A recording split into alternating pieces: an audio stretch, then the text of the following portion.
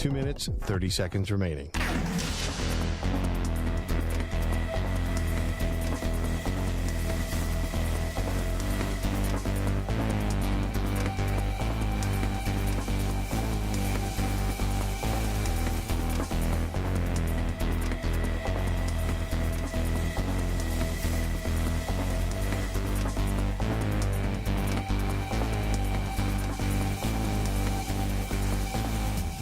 Two minutes remaining.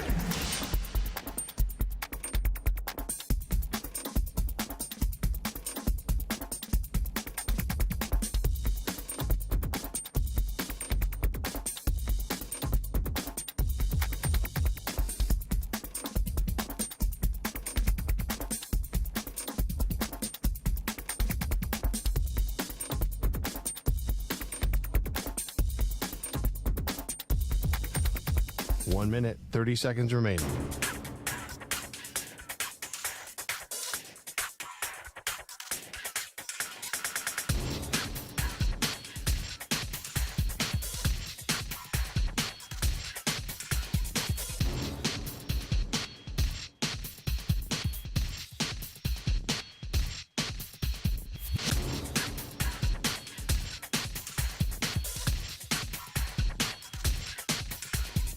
One minute remaining.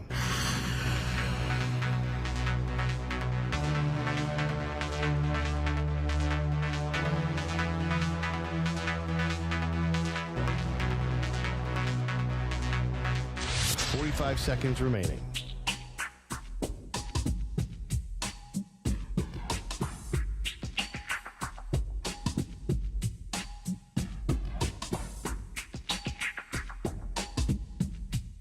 Thirty seconds remaining.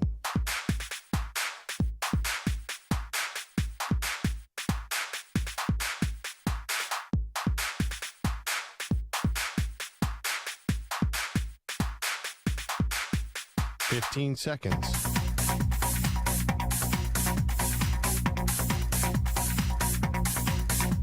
Break ends in 5 seconds.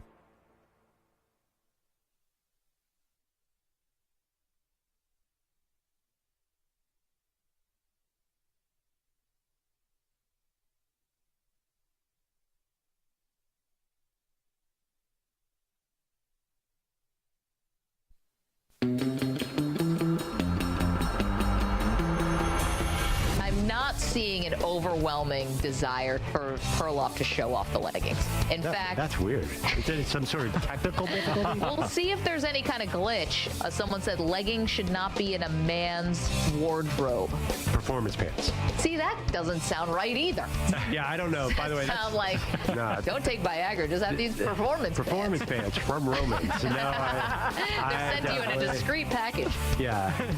What kind of package? Medium, size, small.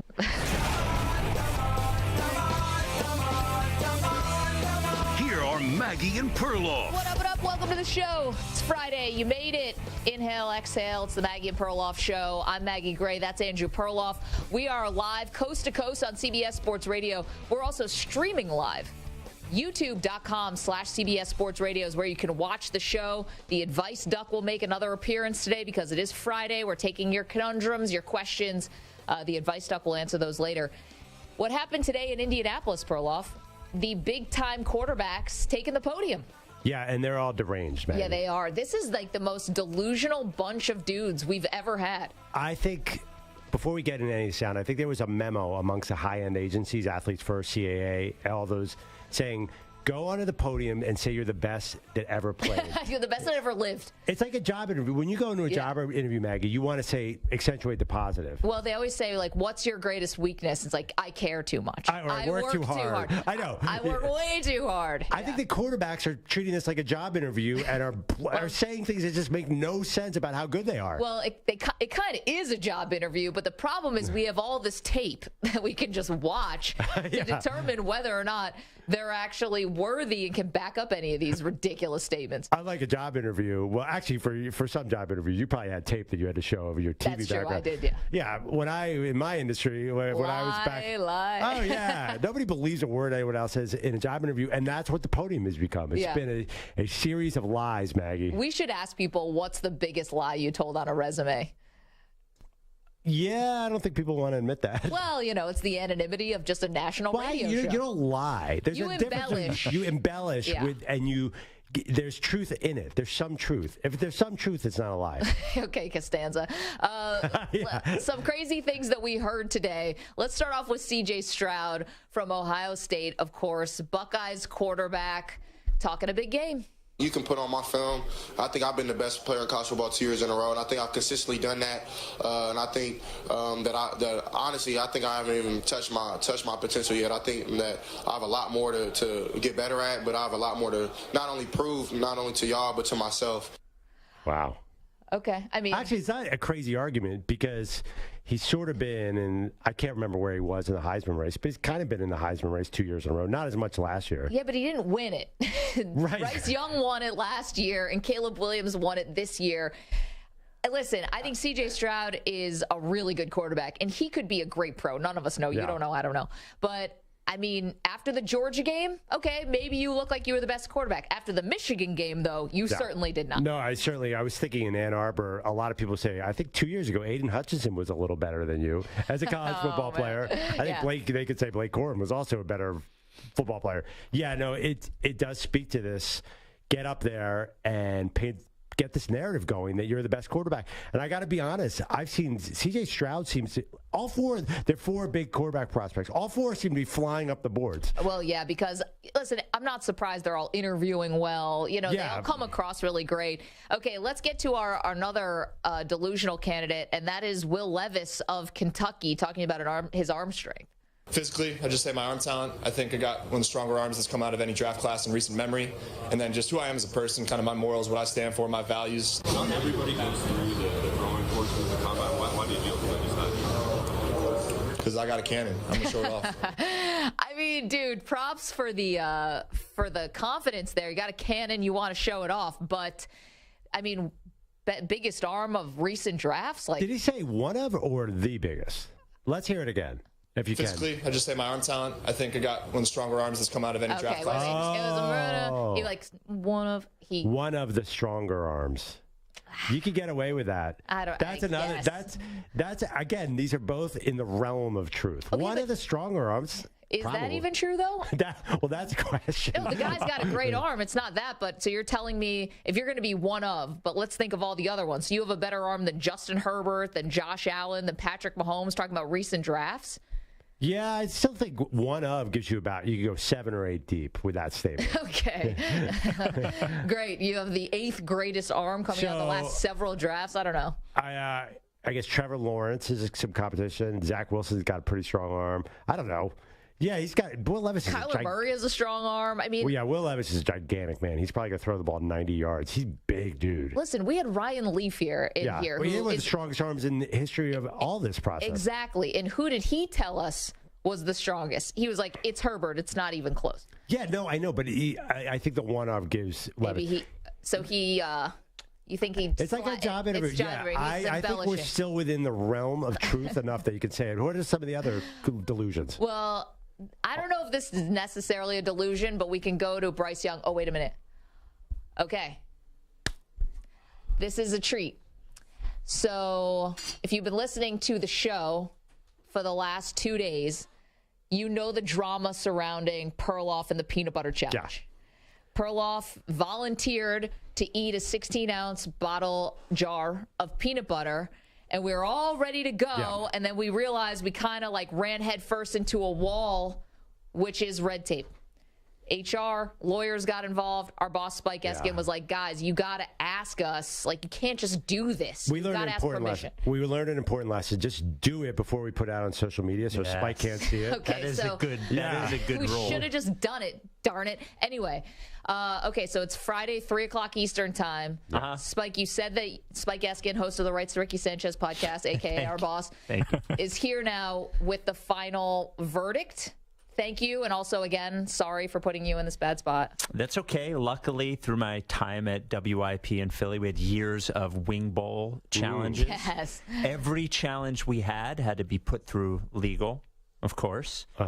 So, as you can imagine, our lawyers here were thrilled to find out that you wanted to do an eating challenge. Because they don't have they don't have anything else to do. And as I mentioned, HR, I'm completely thrilled to receive an email talking about one of our own employees wanting to eat a whole 16-ounce thing of peanut butter. But they understand you can't choke on peanut butter as far as we know. Well, that's not what the lawyers don't would say can't. Yeah. Unlikely? Surely unlikely. Definitely unlikely.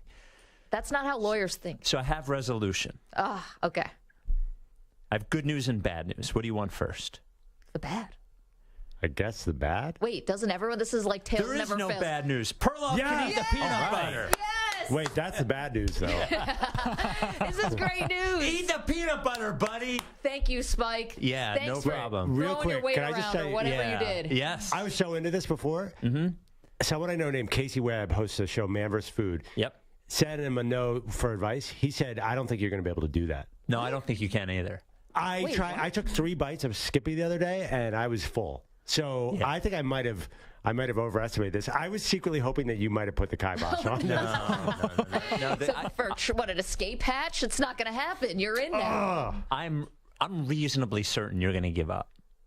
And I eat, as I said to you both, I eat a lot of peanut butter. Right. An enormous amount of peanut butter. And I think I've probably finished off a jar in 2 days. And at that point, I felt like there was something really wrong with me mentally to go through that much peanut butter in 2 days. Any advice as far as chunky, non-chunky, brand? I would go chunky. Ooh, that's against the grain. Yeah. Borrow from Perloff. I feel like it feels more like food that way rather. I think the problem that you're going to have is that you're using the peanut butter with the sugar in it, right? Right. Yeah. It's not really food. But also, you're acting like he's going to enjoy this. Like, it's an eating challenge. You're not in this for the delicacy of the peanut butter. Now it's just to see if he can do it. No, but it being not good will make it harder. I just think the sugar peanut butter is good for a spoonful of two. But the more that you eat it, the consistency is going to be weird for you. Yeah. Like really weird. Yeah, I can see the fear in his face. It's washing over him. I mean, can we be totally honest here? I know we're on air. You don't want to do it anymore. No, I don't want to do it. But the thing, I thought that I could do, you get those almond butters and there's the oil at top. Uh-huh. I wanted to be a man of the people and go with Jif and Skippy. I thought I'd come off as way too fancy if I went with like a Whole Foods oily peanut butter. The natural kind. I think it would be easier for you if you did the natural kind.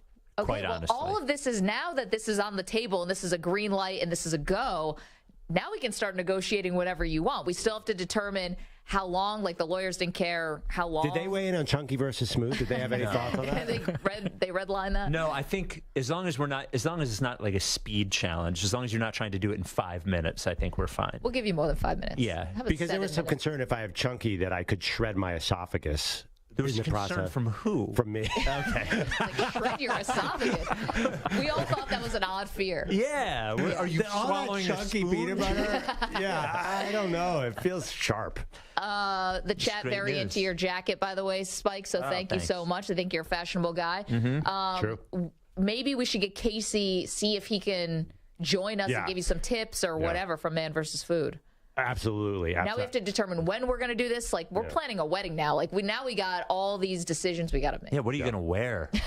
I mean, something that I can throw up on and not feel bad about it. Can we get Mr. Peanut here? Oh, see for rent? Or did he die? Didn't Mr. Peanut die in a commercial? Yes. Oh, he did. But then there was a baby Mr. Peanut. Yeah, that trend. Well, and we won't ask you, well, how come Tyrese Maxey can't cover Kyrie Irving, Spike, whatever. I'm not going to get into Sixers. I've already hit my Sixers limit for the week. So. Yeah. Tyrese Maxey can't cover anybody. Oh, that's simple answer. Yeah. Future of the team. Thank you. Congratulations. Thank you. I look forward to it. Yeah, I mean. Yeah, I mean, you're next kind of on the line now, too, since you've gotten involved in this process. Yeah, if you die... that's going to be 3 or 4 days of red tape you don't want to deal with, Spike. Can you imagine if you call me, I'm not here, Perloff really shredded his esophagus somehow, eating creamy. They call you and they go, do you want the good news or the bad news? He did the challenge. The bad news is his esophagus has been shredded to bits. The emergency room doctor said she's never seen anything like this before. The esophagus is just straight up shredded. A lawyer's head just explodes. Jeffrey Howe in the chat wonders what other cases the CBS Sports Radio lawyers are currently working on. Yeah. Would you like to tell us, Bob? I did not check into the docket. None for me. Just this one. How do you even check for a shredded esophagus? Is that an MRI situation? It sounds like it's made up. Yeah. I don't think it's a real thing. It sounds like an excuse to call in sick the day after. All right. Well, this is a great day. Thank you, Spike. Congratulations. Enjoy your weekend. Yeah, for sure. You as well. Thanks again. Sorry for all the... Sorry about that. Sorry for the 25 emails and 10 phone calls you probably got. Oh, boy. Oh, you're up, buddy. Fantastic. So this is getting harder and harder. I could see it in his eyes. Spike does not believe I'm going to get through this. Oh, no, he's completely doubting What is Vegas saying? What are the odds? Does DraftKings have a line yet? What is Vegas saying? It's not looking good. No, people don't believe the early money's coming in big time against you, Perloff. Well, you can always fade the public, which is what I probably will end up doing. I feel like Perloff is intentionally... You got this. Yes, but be honest here, Maggie. Would you like to see some sort of comic mishap with this? I mean, I don't have to hope. It's going to happen. So, like, that is, it's already mixed in. Like, I know I'm going to get a comic mixed up. You were talking about you went skiing for the first time in 20 years and the T-bar hit you in the head. Like, we're almost assured to have some comic Well, hold on. Outside of a shredded esophagus and choking, what kind of comic mishap can happen here? It's called vomit. Yeah. Let's hope vomit. That's not comic mishap. Let's hope it comes out that end, is all I'm saying. Speaking of which, we're in the studio where a lot has gone on in that. Listen, so I would really be the only one at risk here. Maybe Ackerman, depending on the timing of this challenge. But do I have to go out and get the plastic coverings that we use for the podcast? Just for the chair. You delete the Weapon 2 coverage? Just in case, in front and behind. No, it's going to be... Yeah, this is not going to be pleasant. You know, here's the thing about the peanut butter, though. It's not going to trigger an immediate vomit, or immediate out the other end. Whatever happens in your stomach is going to be a delayed reaction. The rest of us are fine. No, I might worry about the person on the E-train, but... When you do food challenges, I've done this. The problem is you hit a moment of toxicity where your stomach cannot take anymore. Yeah, no, I know. Yeah, it's bad. You did it with the pizza, I did it with pizza. How did that treat you? Terrible. But I puked it all out. How long after the food? Right immediately. I finished the last bite, and they're like, she did it. She won. And then I puked it all out. On camera? Most of it. Yeah. There's definitely video of it. I did not know it was on camera. It just says, like, you're in the Mike Francesa studios, and then it's me just over a garbage can, just puking my grains out right under his plaque. Oh. Yeah. Yeah, I was going to say, so obviously you could have run to the bathroom, but you thought that was a better setting to throw up. I didn't want to leave it to chance. No. So, yes, you reach a critical mass, but it's can you break through that? It's mind over matter. I mean, okay. I'm taking a huge risk here. Yeah. If I have a shredded esophagus and I say I'm drinking something with citrus the next day, it's going to be an incredibly painful situation. Oh, my gosh. Yes, no orange juice. RPC saying Perloff will be asking for the sweet release of death. Come on, man. It's not going to be that bad. It's peanut butter. It's not torture.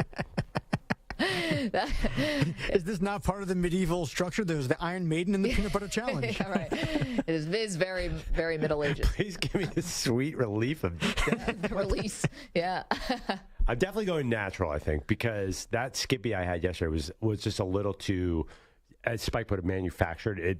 I want a smoother product. Are you going to go chunky like he suggested? No, I'm not doing that's more like a meal. I'm not a madman. I mean, this isn't some sort of death-defying. Yeah, I'm not Mr. Beast. I'm not going to risk my entire life on chunky peanut butter. Oh, I'm grinning ear from ear. Like, I am so happy this is a go. I have another idea that can help me, but you have to decide rules.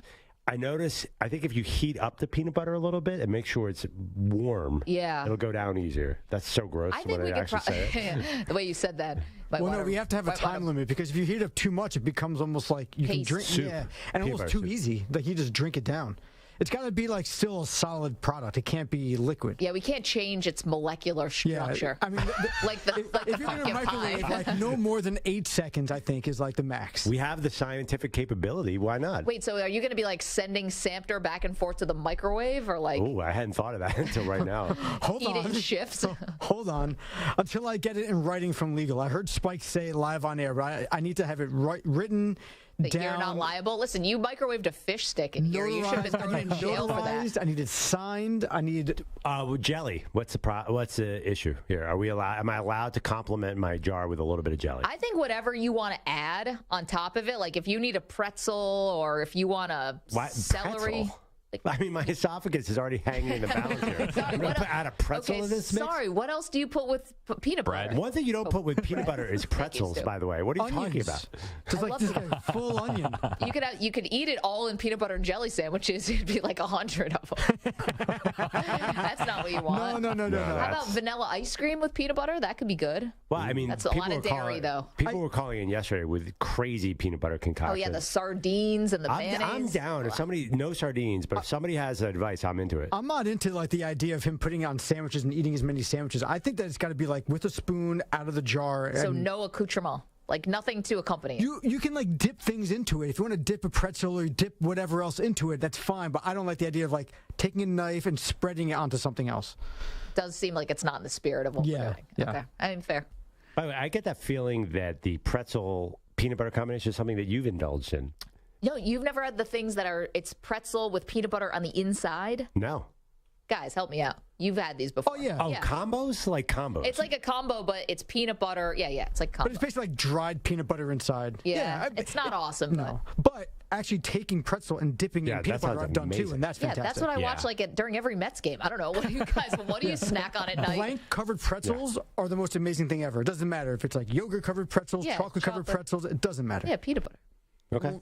I mean, I could introduce you to this amazing concoction if you've never had it before. So you dip, I get it. That sounds good. I think it's I'm worried about the dryness. So I think pretzels are out. I think something. Oh, Jeffrey said, worried about the dryness, add some Casamigos tequila. A little crossover. Love it. Love our folks over at Casamigos. It's going to be a fun We get enough Casamigos in here. We're all taking down jars of peanut butter. If I can add Casamigos to it. Yeah, something tells me the lawyers would not be okay with us drinking tons of Casamigos during the show, but that's fine. Is there such thing as a peanut butter margarita?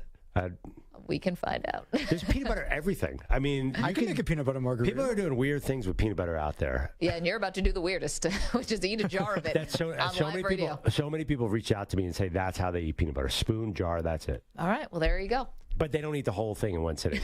It's like Street Fight. It's like choose your weapon. Gosh, are we going to time it too? We got to talk about that. Yeah. Well, you're not getting the whole show. All right, we have a few days. We've got a lot. We also have to figure out what day. So I think later next week because I need some time to prep my stomach to train. To train. You gonna go to the Swish House for this? Kind of like basketball boot camp. Kind of like Kobayashi and the Eaters. Yeah. They all do training exercises. I'm going to work on this. I've talked to a lot of marathon runners, and what they do is they'll run 18 miles like the 3 weeks before the marathon, before the 26. So you can eat like a half a jar of peanut butter this weekend just to kind of prep yourself. Totally. I'm looking forward to this. Wow. I mean, I would do the opposite. I'd deprive myself so that I was so jonesing for peanut butter when the moment came. That's a good. Oh man, I have a lot to think about. Wow. Listen, I'm just giving you the opposite. We have to hire a peanut butter coach. 855-212-4CBS. Maybe Casey can help us out. Listen, yeah, that'd be wonderful. If anyone has experience in these kinds of things, let us know. Well, Perloff now accepting all advice because we are a go on the peanut butter challenge. Yes. 855-212-4CBS, 855-212-4227. Okay, coming up. The weirdest story surrounding Aaron Rodgers, and that is saying something. I promise this one you were not expecting. We'll tell you exactly what happened. We'll do that next. Don't move. More Maggie and Perloff on CBS Sports Radio right after this. You're in a 5-minute break.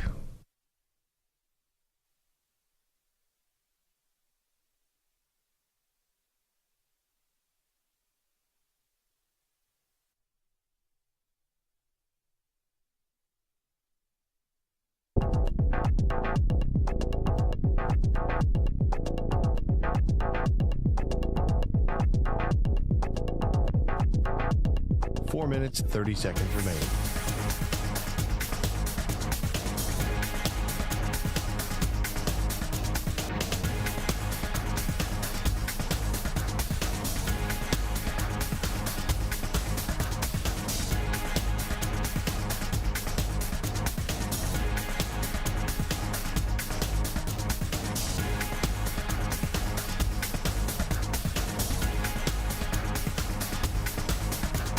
Four minutes remaining.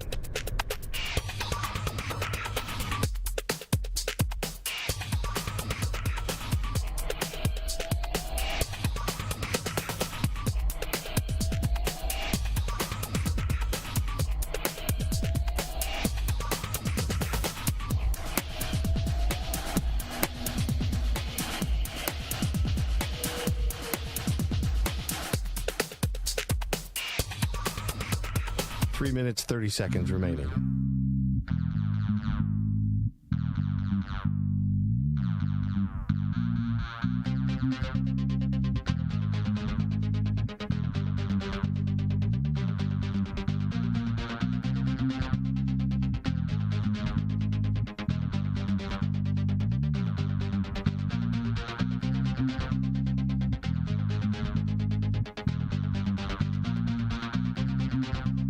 Three minutes remaining.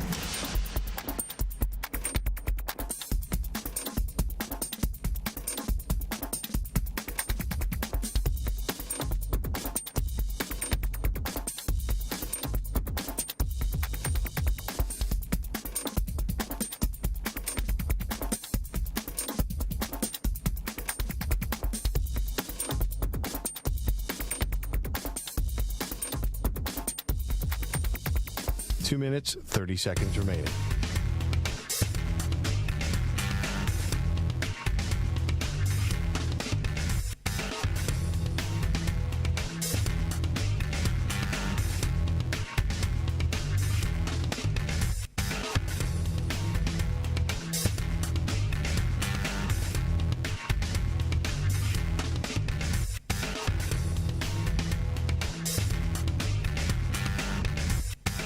Two minutes remaining.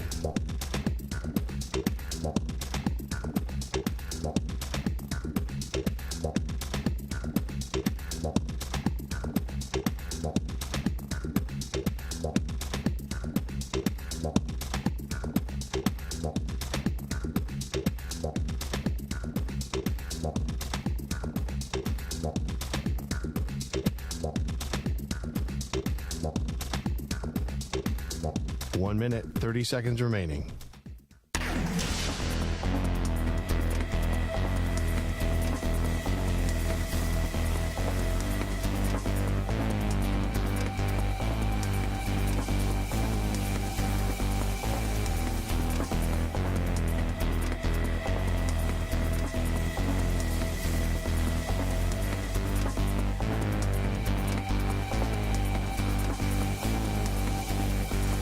One minute remaining.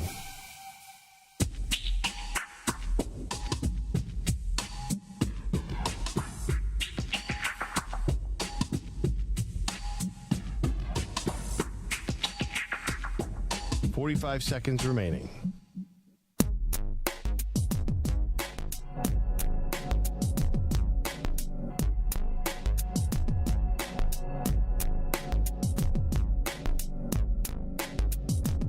Seconds remaining.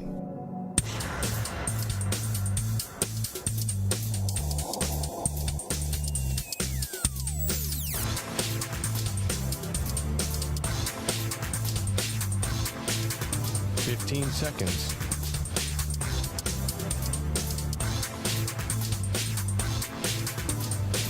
Break ends in 5 seconds.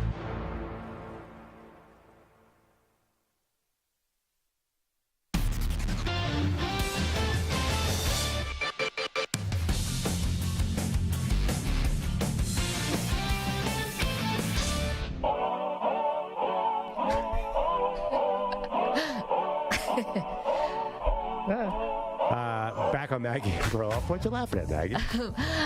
We have the scouting combine on without the sound on in the studio. Yeah. And Perloff, we're watching the DBs, the defensive backs, run 4.2, 4.31 40s.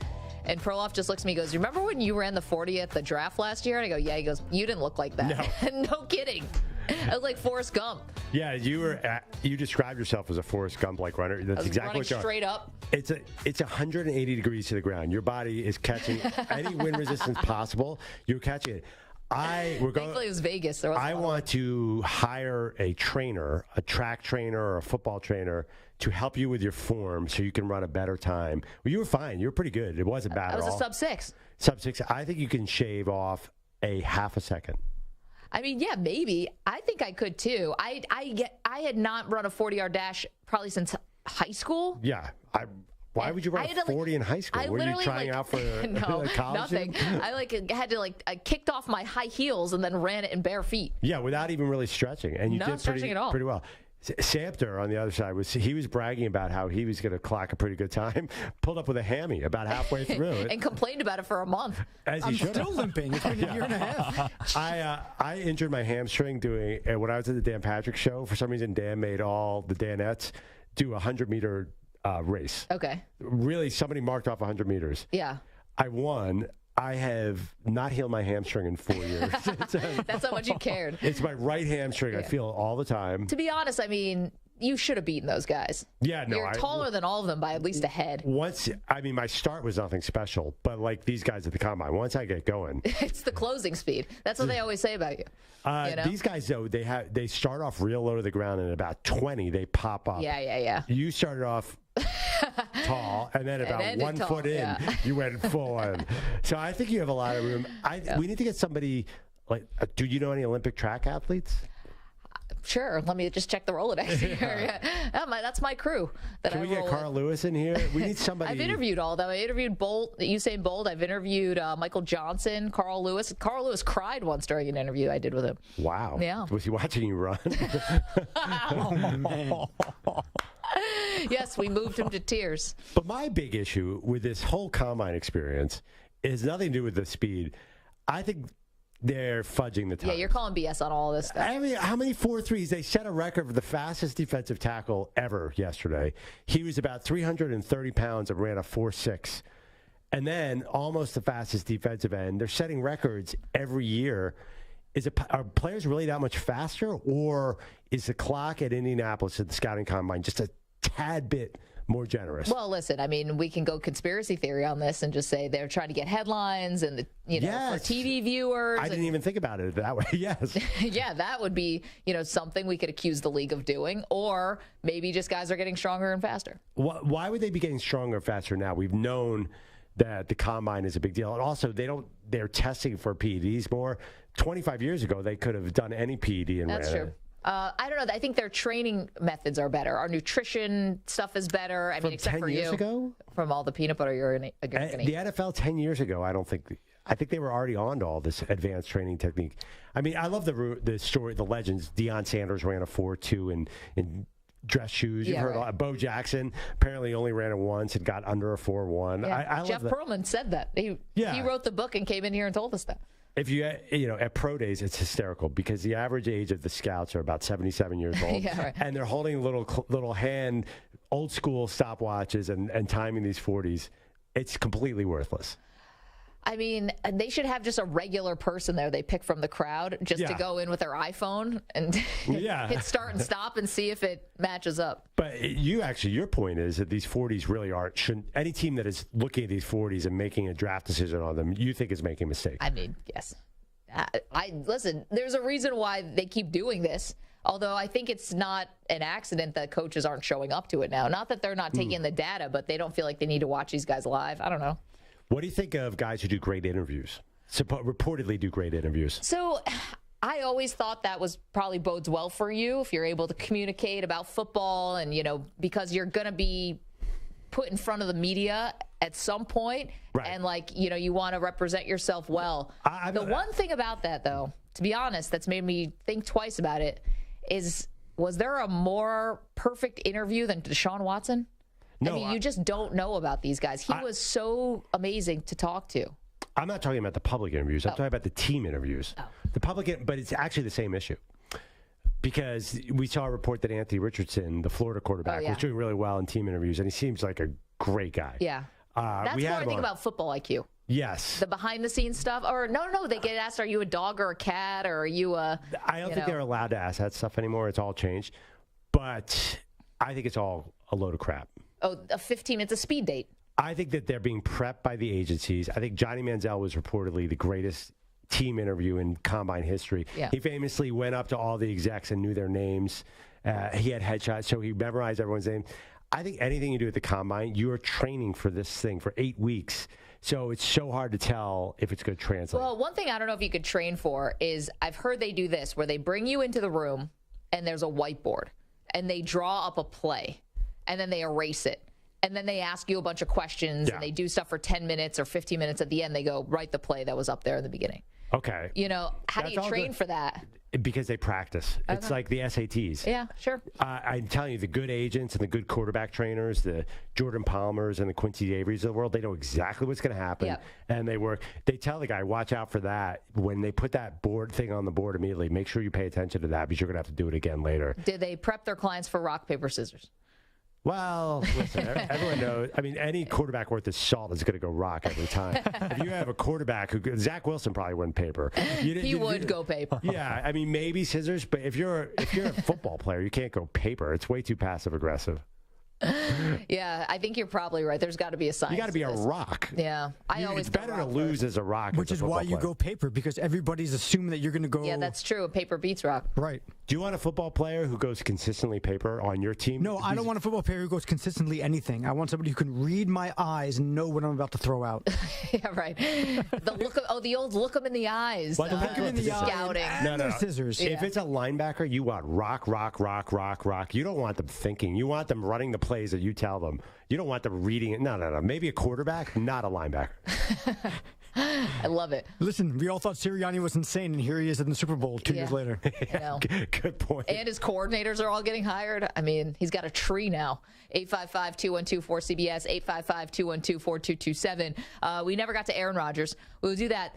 This story, when I tell you, you could have given me 1,000 guesses, and I would not have come up with this one surrounding Aaron Rodgers. 1,000 guesses. I can't wait. Wouldn't have even come close. We'll get to that right after this CBS Sports Update with Rich Ackerman.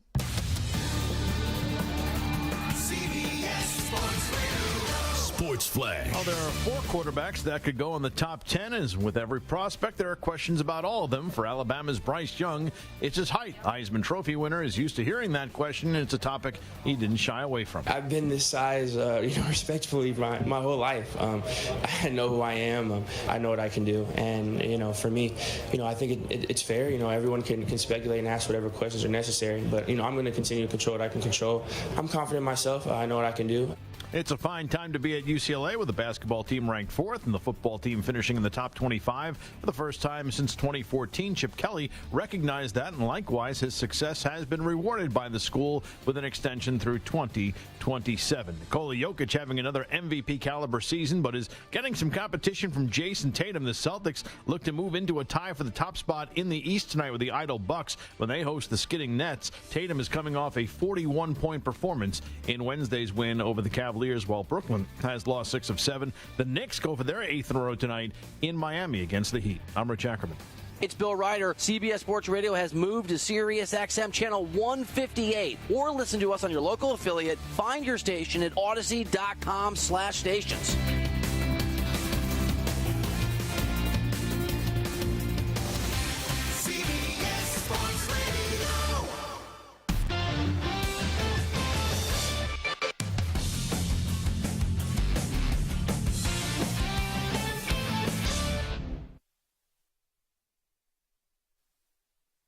You're in a 5-minute break.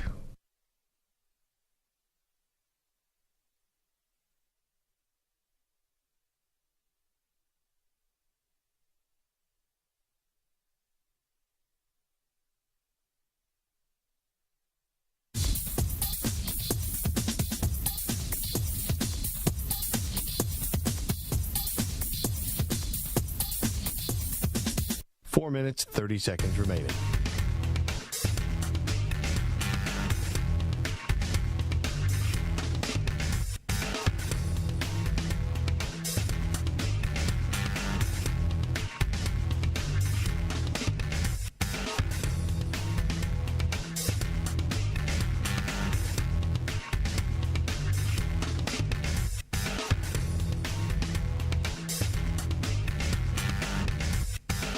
4 minutes remaining.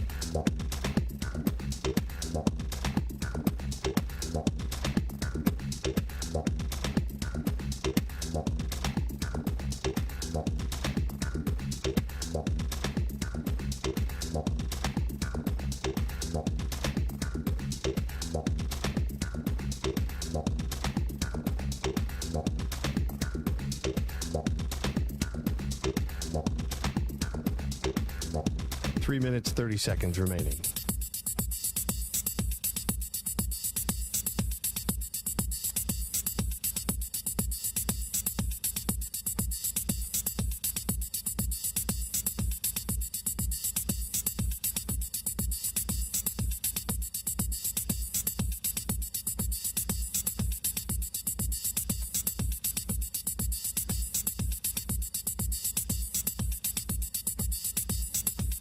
Three minutes remaining.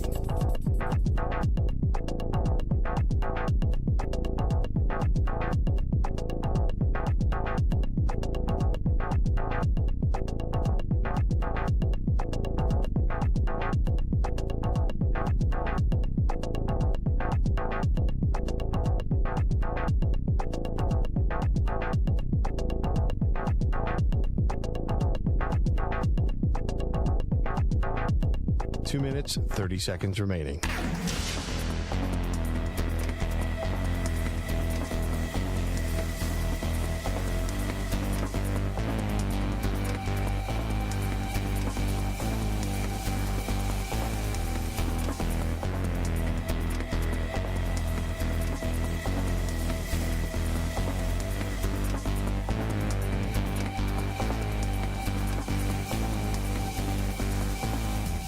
Two minutes remaining.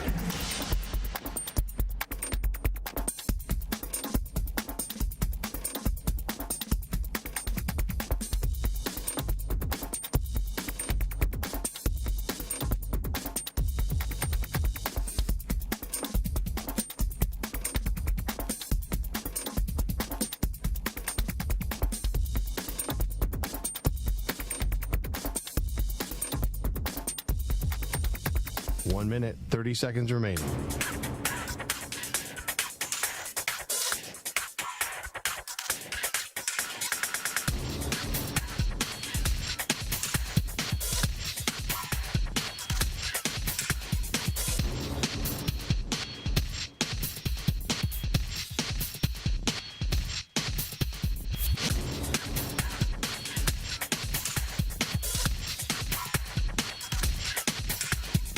One minute remaining.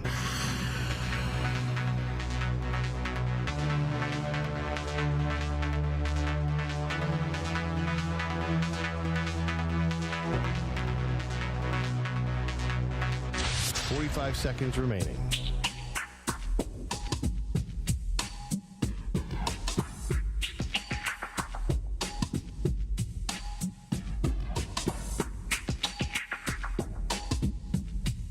Thirty seconds remaining.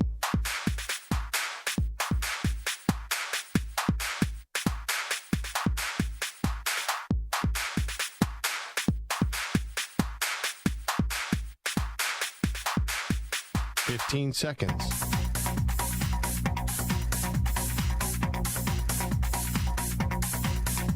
Break ends in 5 seconds.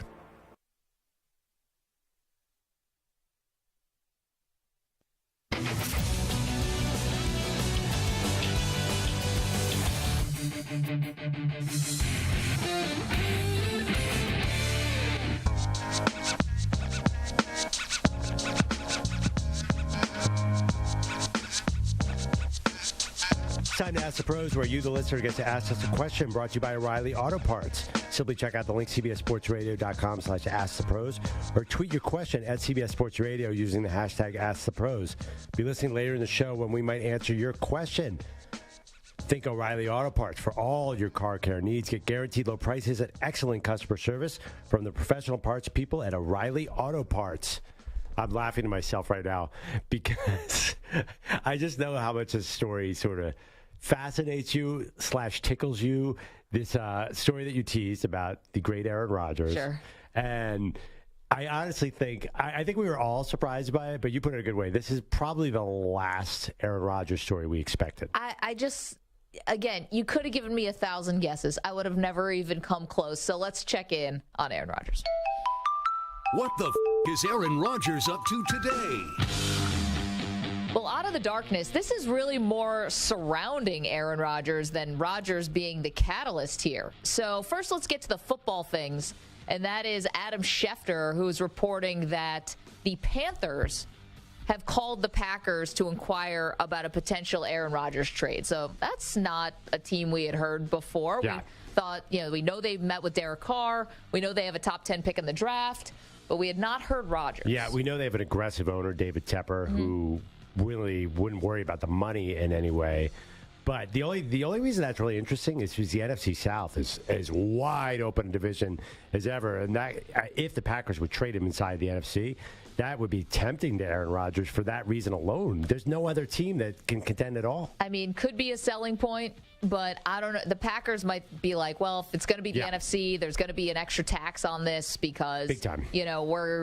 We're doing you a favor of trading them, and we're also potentially putting ourselves at a disadvantage if we ever got to the playoffs. There was a little bit of a source-off, too. A lot of Carolina reporters said that Schefter was wrong, that Carolina did not reach out to them. Now, does reaching out, walking by each other in the hallways in Indianapolis and say, hey, Goody, what's the deal with Aaron Rodgers at the line in Starbucks? Is that reaching out? I don't know. It's a fine line, so I think both parties could be right here. Yeah, if you see each other at a P.F. Chang's in Indianapolis, does it mean that you're talking and inquiring? Yeah, I don't know. I think it's put natural. That source off. If you see Brian Gutekunst and you're an NFL GM, isn't it natural? Are you going to ask about Aaron Rodgers? So does that mean your team is asking whatever? Yeah, there's probably a lot of those. But now we know the real source for Aaron Rodgers. Yeah, so this is the one I would have never guessed in 1,000 years. So the other day, Brandon Marshall put out an Instagram post, and it just had text on it. Right. And here's what it said. Me personally, you're my favorite quarterback ever. Favorite. Aaron Rodgers, congratulations on a phenomenal career. Now, listen, you could just say that about somebody. There you go. Like, hey, I just woke up today and I wanted to have gratitude towards Aaron Rodgers for a great career. But a lot of people took this as he knew something that Rodgers was retiring, like a culmination. Right. I mean, you could say that to anyone at any given time, but it's not usually the day that they're getting out of a darkness retreat where they were supposed to figure out the rest of their life. So the timing worked out where everyone thought that it was leaked to Brandon Marshall via Aaron or via an agent that Aaron had decided to retire. Right. So we thought that was a little surprising. Never really knew if Rodgers and Marshall were all that close. I'm looking at the teams Marshall was on, and he was a Chicago Bear against Aaron Rodgers. I don't think they were friendly there. He was a New York Jet who was interested in Aaron Rodgers now, but there's no close crossover. He wasn't in Green Bay. They didn't go to college anywhere near each other. I started Googling around like Aaron Rodgers, Brandon Marshall friends, Aaron Rodgers, Brandon Marshall relationship, and I got nothing. Absolute bupkis. So don't know if they're friends or whatever. Nothing tuned up. No pictures on vacation together or anything. So you know who really took this seriously?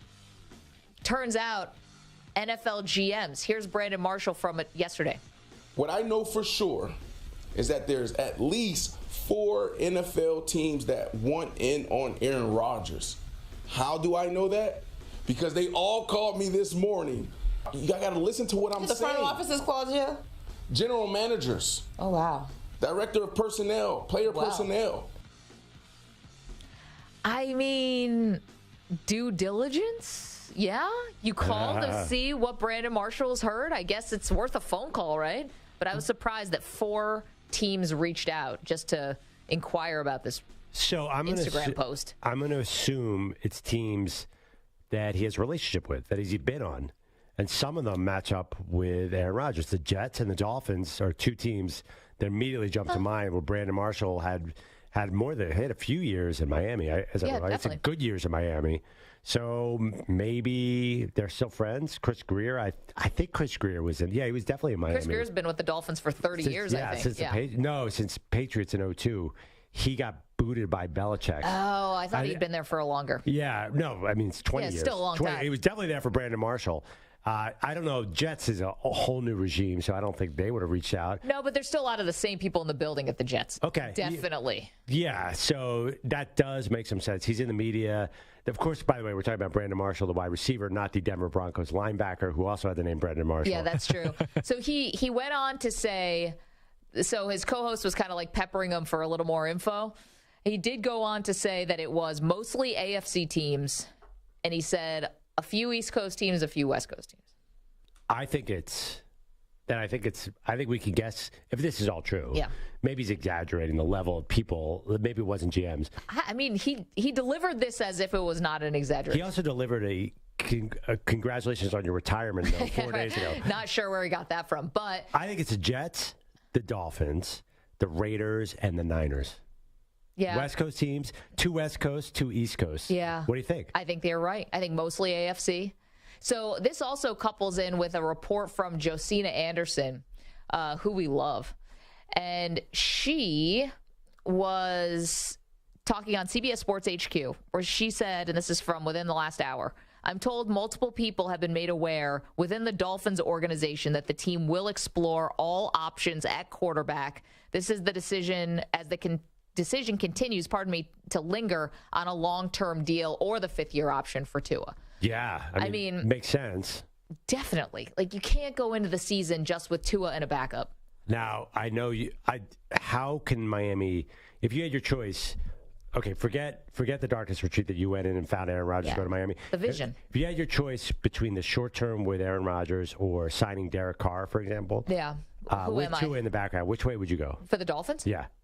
I'd go with Rodgers. I'd go with Rodgers 100 times out of 100. Definitely. In fact, they should just put everything aside and try and sign Aaron Rodgers. Like, just scrap every plan A, B, C. This should just be it. Yeah, why not? I'm surprised that we haven't heard a little bit more. I think they have to be, maybe they're being very cautious because they just got docked a first-round pick for tampering with Brady. If it comes out at all that they made overtures to Rodgers directly, they could possibly lose another draft pick. Well, another interesting thing is there was that report out there that you would not necessarily even need a first rounder to get Aaron Rodgers. Yeah. That's a good thing because the Dolphins don't have one. They traded for Bradley Chubb, and they lost a pick with the tampering. Yeah. And I think they made an interesting trade. They traded up to get Jalen Waddle and I think cost themselves another first-round pick. So they've been loose with their first-round picks, and I don't think they have a lot to get Aaron Rodgers. I think the Jets have a much better package. If it got to a bidding war, the Jets pick number 13. Would they give up the 13 pick for Rodgers? I think they're desperate enough to do that, yes. Yeah. Definitely. And if I'm the Packers, I'm going to look at that situation. It would be a slam dunk. I mean, there's nothing, unless Rodgers says vehemently, I do not want to go to the Jets. What if the Carolina Panthers called and said, I will give you 2 first-rounders and their futures? You know Rodgers is going to be gone at some point soon. That could end up being a high pick. Maybe they look at it, the package like that. This is a future-building move we're going to make right here. Yeah, but you don't think that if Aaron Rodgers was paired with Frank Reich, you don't think that's going to be successful? 1 year, 2 years. So you get NBA. As you always say, the people who talk about retirement the most are the ones who never retire. Rodgers might end up playing 3 more years. We have no idea. I don't know, but that's worth a risk. The Dolphins, I don't want to trade with the Dolphins because that's going to be the 30th pick if they have Aaron Rodgers. That team is going to dominate. The Jets will be pretty good. I think the Dolphins would be top 3 in Super Bowl odds. I agree with you. 855-212-4CBS. Top 3 is high. 855-212-4227. I didn't really think that through. Say Bengals and Chiefs would already be higher. I don't know that the Bengals are higher. They're going to have to pay Burrow maybe this offseason. I mean, San Francisco's got a quarterback thing, so maybe not. The Eagles are probably going to be high. The Bills are going to be high again. They always are. Vegas loves putting the Bills up at the top. I'm just wowed by, obviously, Aaron Rodgers, Tyreek Hill, Jalen Waddle. Yeah. It's going to be high. And also, the public money will flow in on that team, much like the Brooklyn Nets with KD and Kyrie were always the Vegas favorite. I think they'd be top 3. You're right, because of the star power. Thomas L's in the chat. We're streaming live, youtube.com/CBS Sports Radio, said a Packers beat guy from a local Wisconsin newspaper recently wrote that the Packers would have no problem with trading Rodgers to an NFC team. But it's the NFC North that gives them pause. Can we double check that? Do a quick. I had not seen that yet. Well, I mean, think about it. They let Favre go to the Jets and he came back to the Vikings. Well, a year later. So maybe the Packers are like, well, we're just going to give him the Jets now. He's going to be right back here in 2 years anyway. With the Lions. I'm the one. I remember I tried to link him to the Bears. I mean, the guy never loses in Chicago. Why not go to Chicago? They have Justin Fields.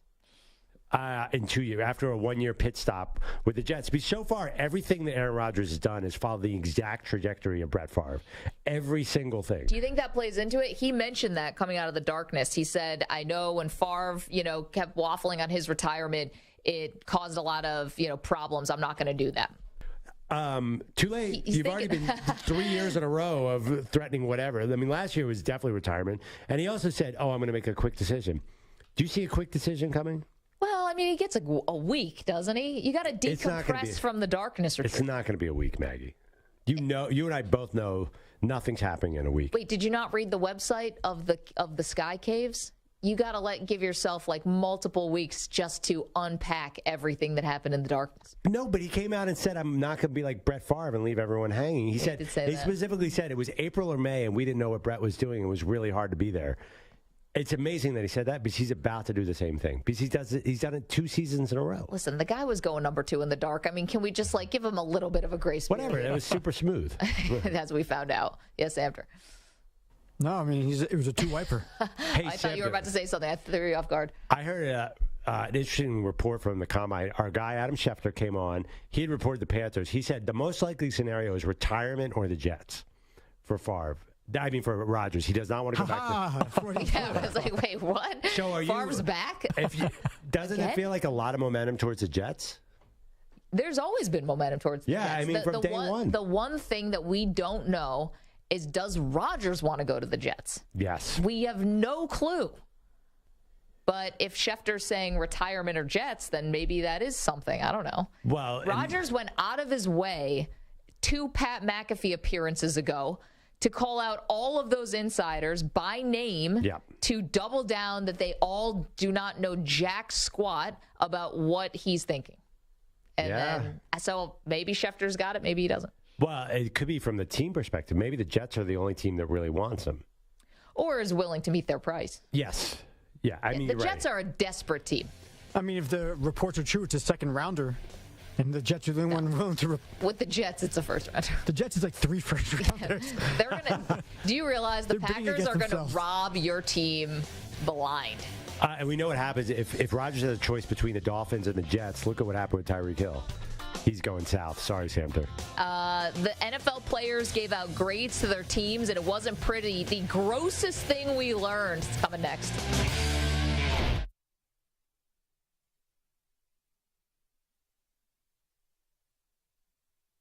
You're in a 5-minute break.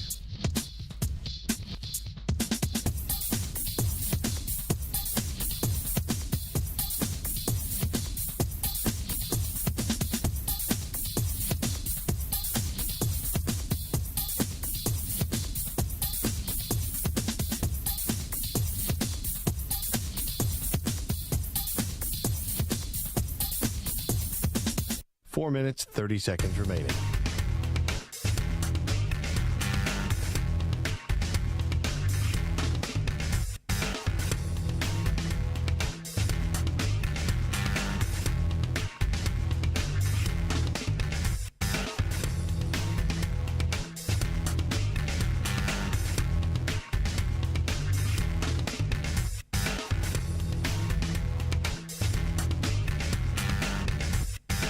Four minutes remaining.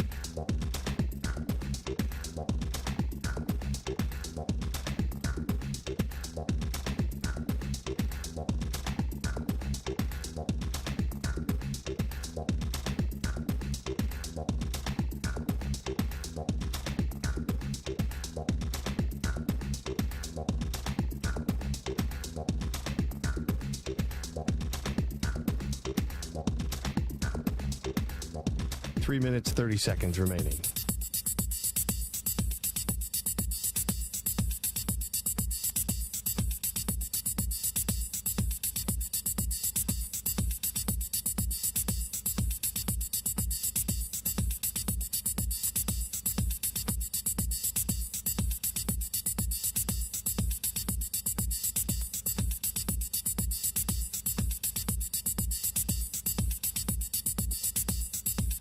3 minutes remaining.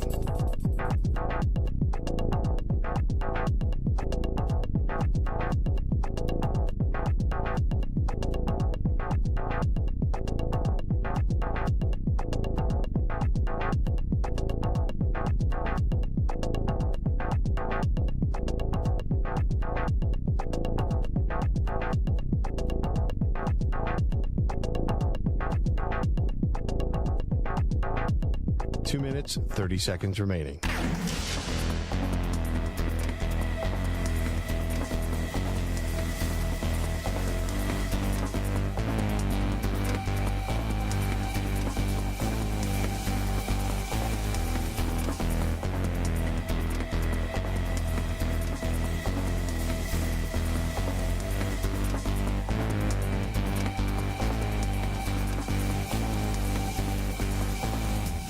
Two minutes remaining.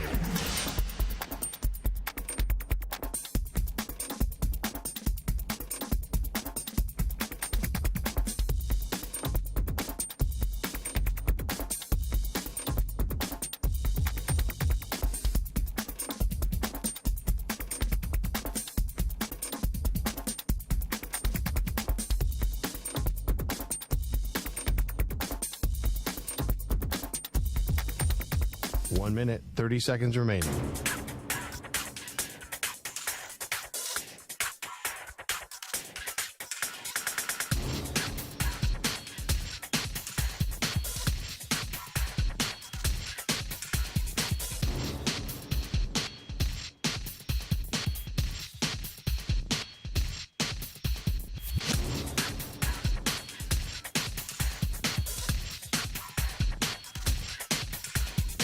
One minute remaining.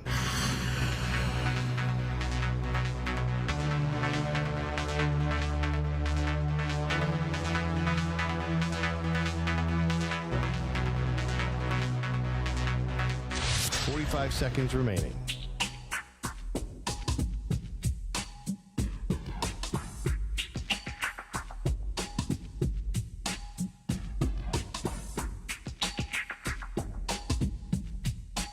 Seconds remaining.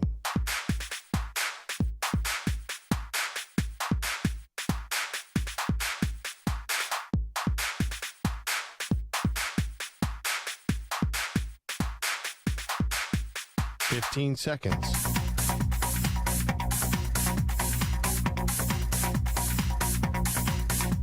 Break ends in 5 seconds.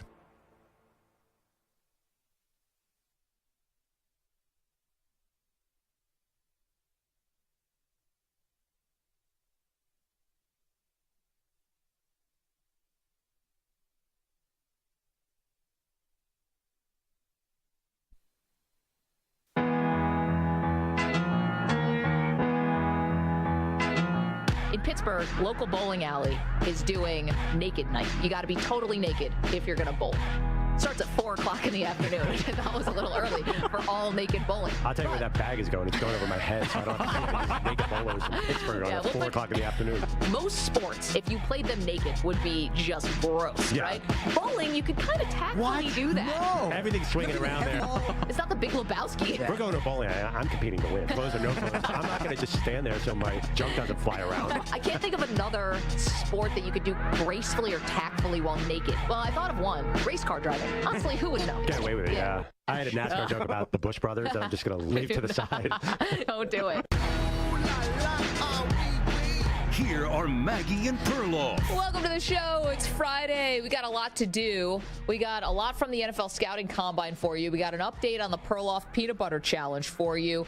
And we've got the Advice Duck coming later on in the show. That all stops so we can break down the latest survey that went out to all NFL players, and they gave grades to their NFL teams, which I find actually very rich happening during the Scouting Combine, where all these players are getting basically graded on every single thing they're doing. And I kind of love that the players turn the tables on the owners and really can anonymously sort of spill the tea on everything from how you treat our families to what your facilities and trainers are like. And we found out the truth that a lot of teams do some pretty disgusting things. Absolutely. Although the other thing about the list is very clear, winning being high on this list does not lead to wins.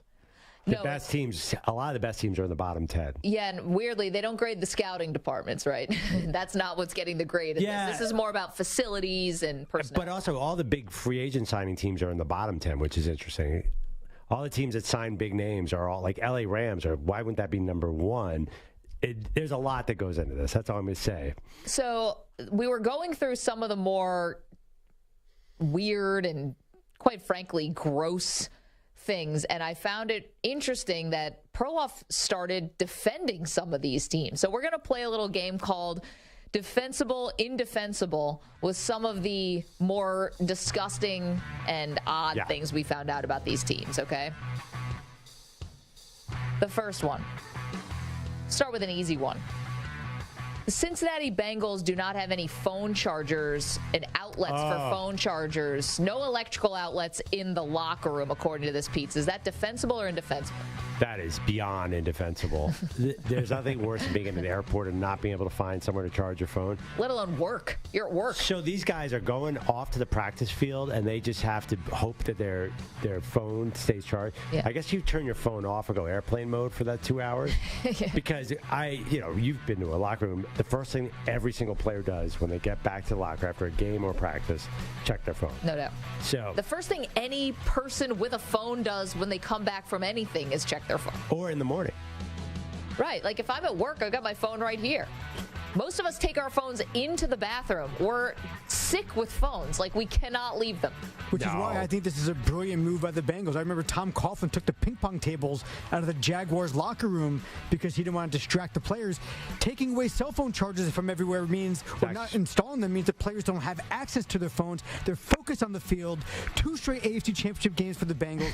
Brilliant move You think by this Cincinnati. is it? I don't know if they planned it this way. Wait, I can't believe, stepping back, you guys take your phones into the bathroom? So I started doing that. You don't? Of course I do. Oh, I was like, wait a minute, what? I feel like I'm a free citizen, aren't I? My wife calls me. She's like, "Did you leave?" I'm like, "No, I'm just in the bathroom." Oh, okay. By the way, if Call you you in guys, 5. everyone looked at me like a second, like, is he serious? Like, is that? And the second thought was, wait, is that something gross? Of course, everybody takes their phone into the bathroom. I think this was like 5 years ago. At some point, people were like, "Oh man, you bring your phone to the bathroom." Now it's like, I almost bring my phone with me into the shower. Just don't bring a library book into the bathroom because then you get the sticker and you can't return the flag. it. Yeah. That's Sounds like Cassandra. Yeah, I think that's a bookstore, isn't it? The bookstore, the library books. Let's not even bookstores talk have that about sign saying "Don't bring in merchandise." I think that should be a given. You guys think that this is indefensible. Samter thinks it's defensible. I think it's indefensible. I mean, it's 2023, and it's a safety thing at this point. I mean, yes, it's also it's also a crossword puzzle thing and an Instagram thing, but you want to make sure your phone's charged. Crossword puzzle. These guys are not playing crossword puzzles in the locker room. Sorry, Sudoku. Not doing that either. Sorry, Wordle. No, Sudoku. Youngsters like Sudoku, I've heard. I don't think it's a safety issue. I don't think T. Higgins is worried about someone could reach him. Everyone is worried about that.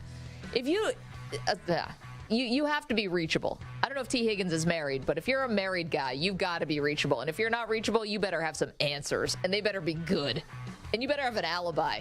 By the way, of the many things, the Cincinnati Bengals, the cheapest franchise in the history of the NFL, didn't have a scouting department famously until the early 2000s. Not having enough outlets for phones is way down on their list. Let's talk to our buddy Boomer Esiason a couple studios down. He could tell stories. They didn't even know what a cell phone was when he was playing, and they probably treated them badly. But okay. So that's indefensible, but not the worst thing I ever heard. All right, let's move forward. We're going to go by degrees of bad, I think. The Arizona Cardinals, turns out, were charging their players for food. So you could take a dinner with you from the facility. They'll box it up for you, take it to go. But then players found out that was getting deducted from their paychecks. Defensible or indefensible? I was curious. I'm not sure you know. If they had eaten in the cafeteria, then it wouldn't have been charged? I don't know the specifics. I don't think it could have been. Because when you're on the premises, the food's free. I've been in a few NFL team cafeterias. Yeah. There's no cash registers. So I don't know how they would. I don't know, but they were charging the Cardinals players for food to go. That's indefensible. That's weird. I mean, I read that headline, and I still haven't wrapped my head around it because I don't think any other team has got caught doing that. No, this was unique to the Arizona Cardinals, who, spoiler alert, did not get a great grade from the players across the board. See, I think this is indefensible, and the reason why is like, okay, you've made, especially in some of these guys, millions of dollars you're investing in them, right? So doesn't it matter, like, what if they're eating, like what they're eating? Now, I guess I could say on the other hand, I'm going to play devil's advocate on myself. A guy could leave the facility with the, filet mignon that's in the box that you just wrapped up to go, and could drive themselves straight to Mickey D's and order 15 quarter pounders and just eat that anyway. So you can't control what someone eats outside of your facility. They tried to control whether Kyler Murray was going to do homework and watch film, and that backfired spectacularly. Well, they do weight checks, but yeah, weigh-ins. For some guys. Yeah, I'm not sure the McDonald's factor. I'm not sure that has anything to do with charging for. It just sounds like they're the cheapest franchise Michael west of Bidwell's Cincinnati. worth $1.4 billion. I think he can handle a couple steaks to go. Wait, how much is he worth? $1.4 billion. I thought they were the one of the least. He is. They're 26th as far as net worth in the NFL, but that's still.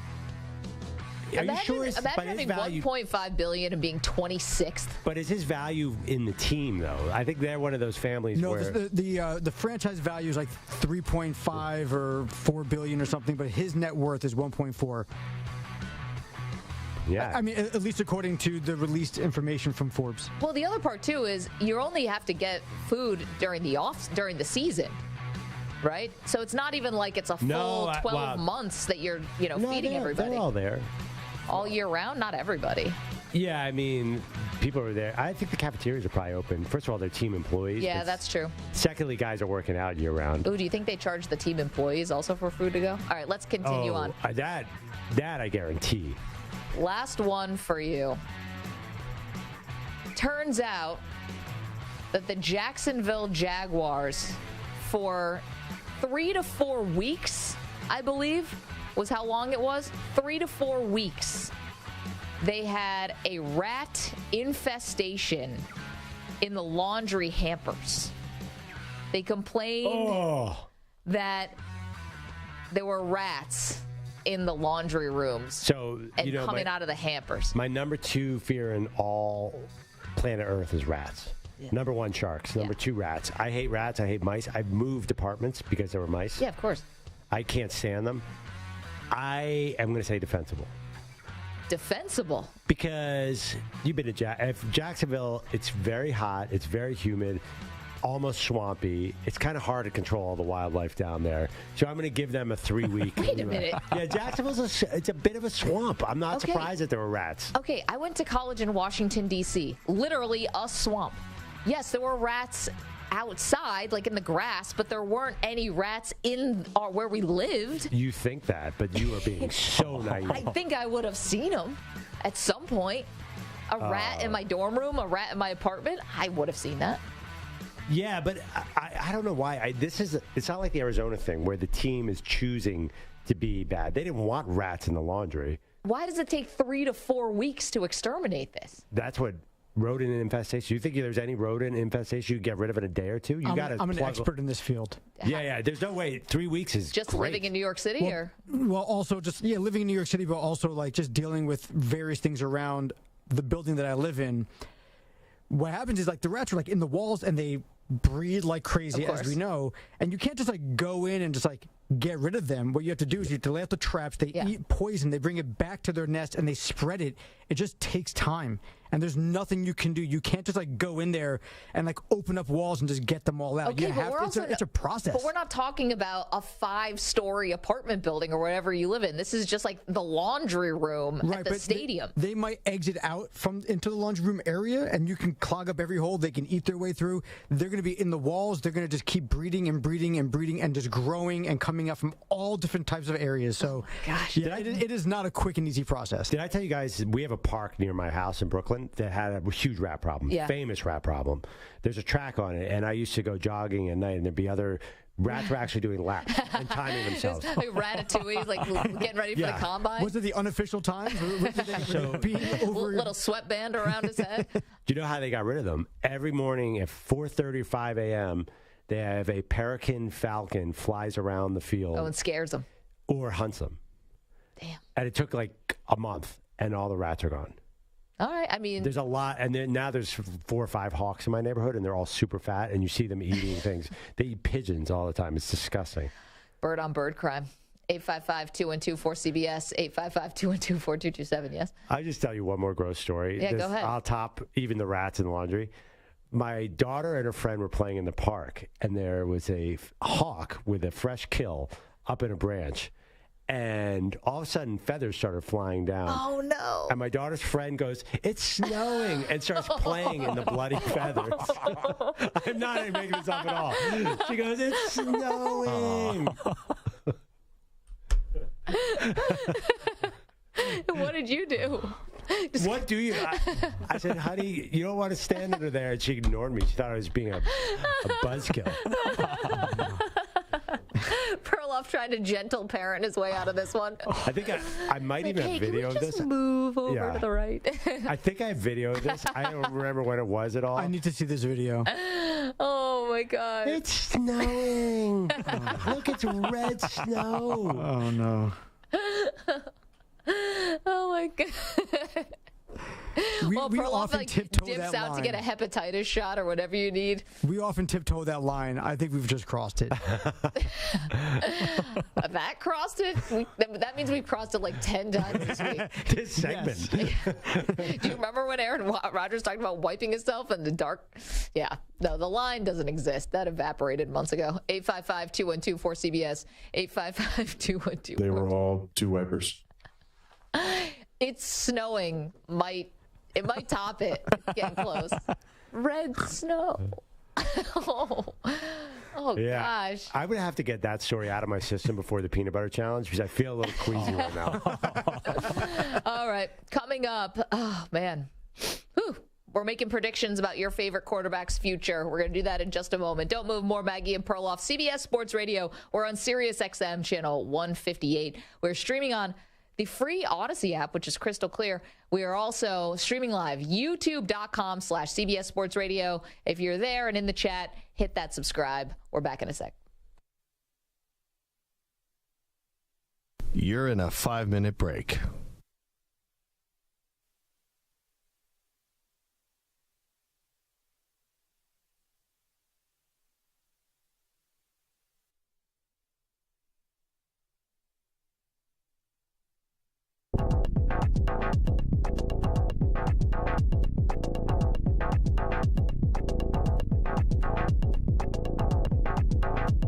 Four minutes, 30 seconds remaining.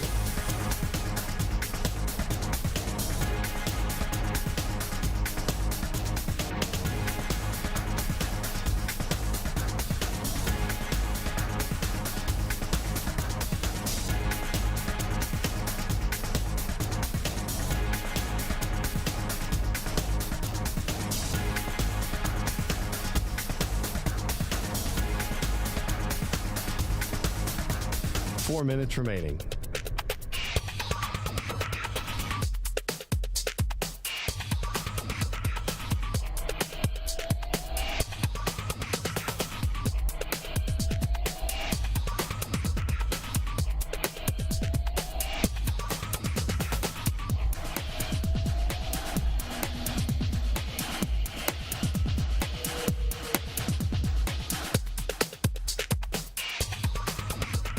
Three minutes, 30 seconds remaining.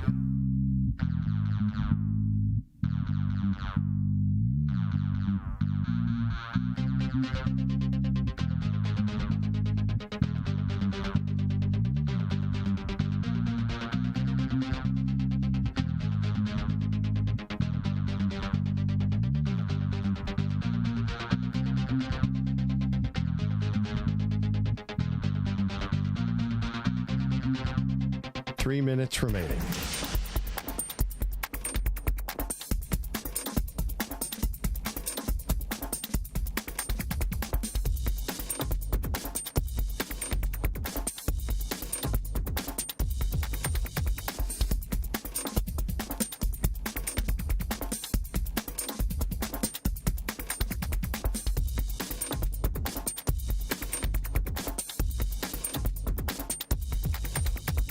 Two minutes, 30 seconds remaining.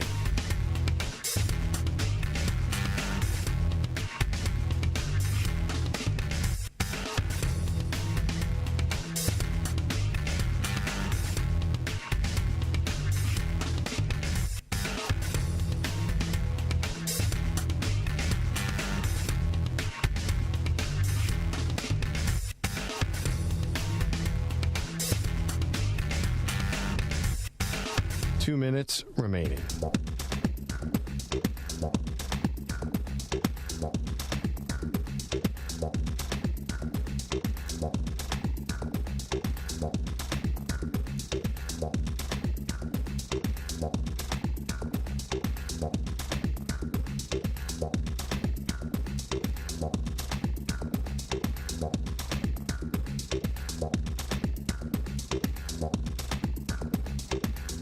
One minute, 30 seconds remaining.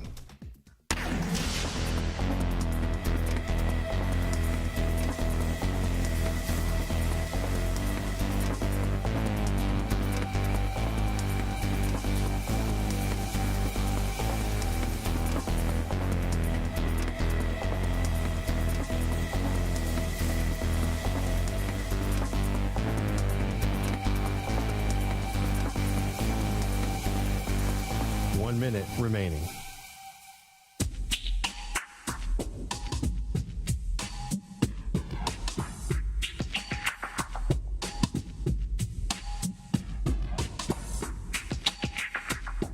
.45 seconds remaining.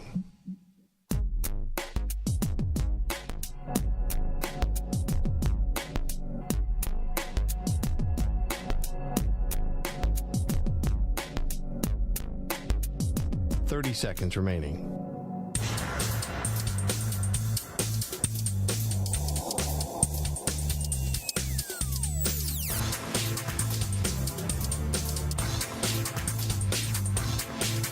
.15 seconds.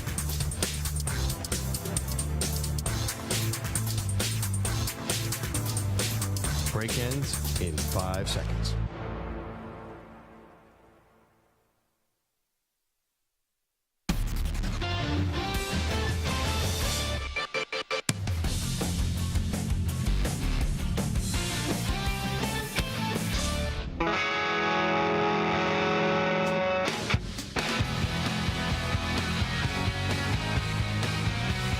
Maggie and Perloff. Fun day. Still got a lot to do. We have not yet given you the sound from Anthony Richardson from the University of Florida. Perloff and I are really just taken aback by how confident all of these quarterbacks have been talking. It's ridiculous. Listen, not that you want a guy to go up there and say, oh, well, I think I could be, maybe a top 25 quarterback. No, they should be confident, but this seems even a little excessive. Well, the thing is, it seems very prepared that they were told. The combine's so fake. These guys are coached on exactly what to say. Yeah. But still, isn't humility a thing? Couldn't you... Some of the great athletes of all time are some of the most humble athletes. Let's hear from Anthony Richardson, who we both love and think is going to be fantastic in the pros once he gets a little, more seasoning under his belt. And he would be my guy if I was a GM drafting a quarterback. Confident dude. I want to be a legend. I want to be like Patrick Mahomes. I want to be like Tom Brady. I want to be one of the greats. I will be one of the greats, because I'm willing to work that hard and get to that point. So to answer your question, I feel like I'm going to be one of the greats in the next few years. There you go. I'm going to be a legend. Okay. You know who wouldn't say I'm going to be a legend all the time? Tom Brady is one of those guys who at least pretends to be humble. Yeah, that's an act. Yeah, I don't know. That's definitely an act. But Steph Curry's the same way. You don't say I'm going to be the greatest of all time. Maybe you do if you were. Yeah. I don't know. Steph Curry now with the night. I don't think he's being humble anymore. That's true. But in any interview, that guy kind of lives humility. He doesn't really boast like that. Yeah, LeBron though says he thinks that he's the greatest. Yeah, I know. That's very, very LeBron. Yeah, no duh, LeBron. Yeah, you don't say. The guy who has, what does he have written on his back? Chosen one? Chosen one on his back. He says he's the greatest. You never would have thought that. But honestly, I kind of blame Anthony Richardson here. I think he should have gone down a notch on quarterbacks he aspires to be. Tom Brady. Set the bar somewhere a little lower. Yeah, Tom Brady with that many Super Bowls, maybe, I guess you should aspire to be the greatest. Can't you aspire to be a multi-time All-Pro? Yeah. Well, when we talked to him, and this was during the season, you and I talked to him, his season of Florida, he said he thought he was a combination of Cam Newton and Lamar Jackson. So... those are two MVP quarterbacks. Yeah, obviously Lamar's the most prolific running quarterback of all time, and Cam's not too far behind him. Yeah. Probably Vic is somewhere in that. We know Anthony Richardson can run. All the questions are about his accuracy, and I saw a highlight reel of him recently. Gunning the ball 40 yards, just such a beautiful arm. I know. But then there was a series of screen passes where he just throws the ball way too fast, so the guy can't catch it. I know. Feels like you could coach that, but that is the thing with these strong arm quarterbacks, I think. Is the short game. Well, that's what happened to Zach Wilson. I mean, this was the thing that doomed him, along with many other things. But one of them was he's got this big arm. He can throw on the run. He can do all these things, but he couldn't do the layups that they were talking about. Yeah. Like, he just couldn't hit his running back in the flat. It would be at his feet. It would just be over his head, out of bounds, hits a guy in the front row holding the beer. It was anywhere but close to the target. So, but I love Richardson. Yeah. Like we've talked about this yesterday, where I would not draft Bryce Young because of his size. I love him as a player, but I wouldn't. I'd be worried about his durability. I would draft Anthony Richardson. But at what spot, though? You mean if I need a quarterback? I'm hope if I were really doing this like in the perfect way, I would draft a quarterback like Richardson, but I would not start him right away. Yeah, but if you're going to get him in the top 10, you have to start him. I don't know if that's true. Mahomes went 15 and sat for a year.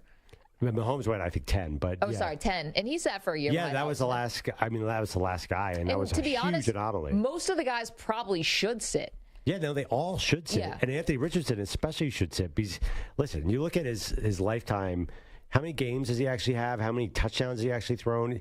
Not a lot. He's definitely inexperienced, and unfortunately, a lot of those guys have not worked out recently, like the Mitchell Trubisky's of the world. It's just hard. Mark Sanchez didn't have a lot of starts. I mean, but then again, Mark Sanchez, that was a lot compared to the guys now are doing 1 year and going right into the league. Same again. Zach Wilson didn't have a lot. Zach Wilson's a great example. But the thing is, that's what I'm hoping for Richardson. Like, I understand I'm not drafting a finished product, but he's got all of the perfect, like, if I were making a quarterback, a modern day, like right now quarterback, his attributes would be the ones that I would want. I want someone who can run, because that's going to help them earlier in their career. I want somebody who can throw, has an arm like him. I want somebody who, we can play this from ESPN. This is Matt Miller, the draft scout, draft analyst, talking about how Richardson's been doing in interviews. I talked to a handful of scouts last night who had been in interviews where they had all four of the top quarterbacks back to back to back. Every single one of them said Anthony Richardson is the best quarterback interview they've had this year. Some of them said it's the best quarterback interview they would have had last year. Really? He is crushing it in the interview portion. So wait, let me ask you. You said you would want a quarterback like him. Like, give me your comps for him. I think I'm looking for the next Josh Allen. But who else is? Give me another comp. I'm looking for the next, Mahomes. Is he closer to Justin Fields? You said running. Yeah, I mean, but here's the thing. We don't know exactly what Justin Fields is going to be. Right, but he's definitely we've never seen a quarterback run like that. He's faster than everybody. Right, but I've also never seen Lamar ran a lot. Yeah, but I mean, Justin Fields, his straight line speed is crazy. Once he gets over the field, we have video of him last year. He was going to beat Lamar, every record Lamar had if he played the whole season. I want somebody who has that in their arsenal. Because I think that to say that guys like can't throw, I don't think that Justin Fields can't throw. I think that Justin Fields was not in a position last year where they didn't have a passing game, which is kind of crazy because they were trailing in so many games. But how do you know that what was them, what was that, and what was Justin Fields? I'm looking at his receivers, and they were bad. His offensive line was bad. I'm looking at a lot of reasons why I can understand a young quarterback like him taking off. But how do you know that he could pass at a high octane passing offense? Well, I'm hoping that from what I saw in college where he was able to pass, that he's going to be able to do that on the NFL level with my coaching and my expertise. I think it's really hard to tell. So you would not take Anthony Richardson? I definitely, if I am in the top 5, no, because I think there's so much pressure to play him. You're going to get him out there before he's ready. And yeah, but you're the coach or the GM. It's your job to say what happens in this scenario. It's the reality of the NFL. Say Houston number 2.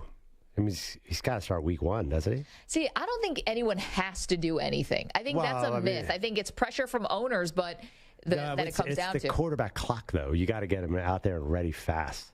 Yeah, but like the first year isn't the important year. Yeah, but I'm a big, you got to learn on the job, but he can't not play him in the second year. That Mahomes thing was a total anomaly. When's the other time it's happened? More people should do it. Yeah, I mean, Lance did sit, but he was, and I don't know. Like, I think the Niners are worried about, hey, we're not really taking advantage of that 5-year window. I don't know. It's just tough because he's got to play so quickly. Listen, Trey Lance might. I don't know if they're worried about the 5-year window. I think they're worried about, like, did we get an absolute bust at a quarterback? Yeah, I mean, listen, Trey Lance.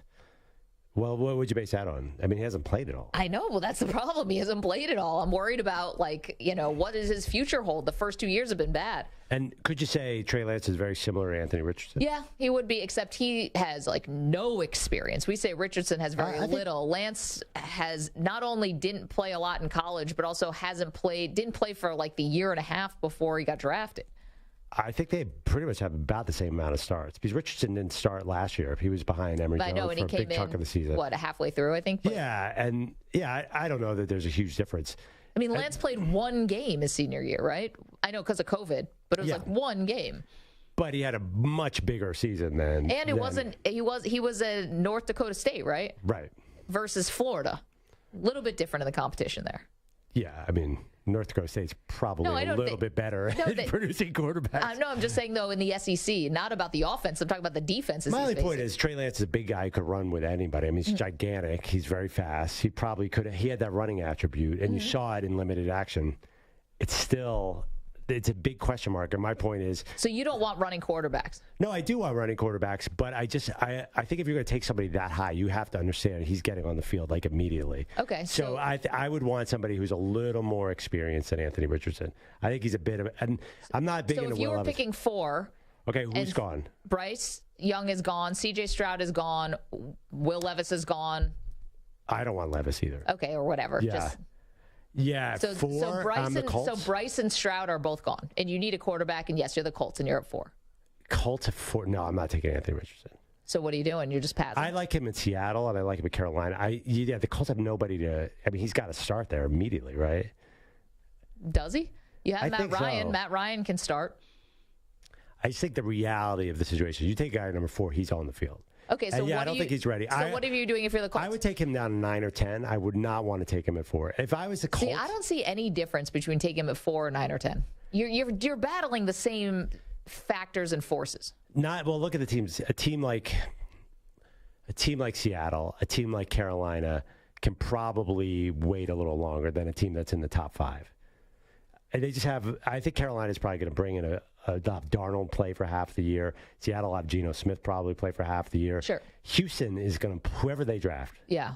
Is going to play. Okay, but I'm asking you if you're the general manager of the Colts, what are you doing? The Colts, no, I'm not taking Richardson. I'd rather, honestly, if I can't get Bryce Young, punt on it, and I really, really want to get in on next year. And just so tank away.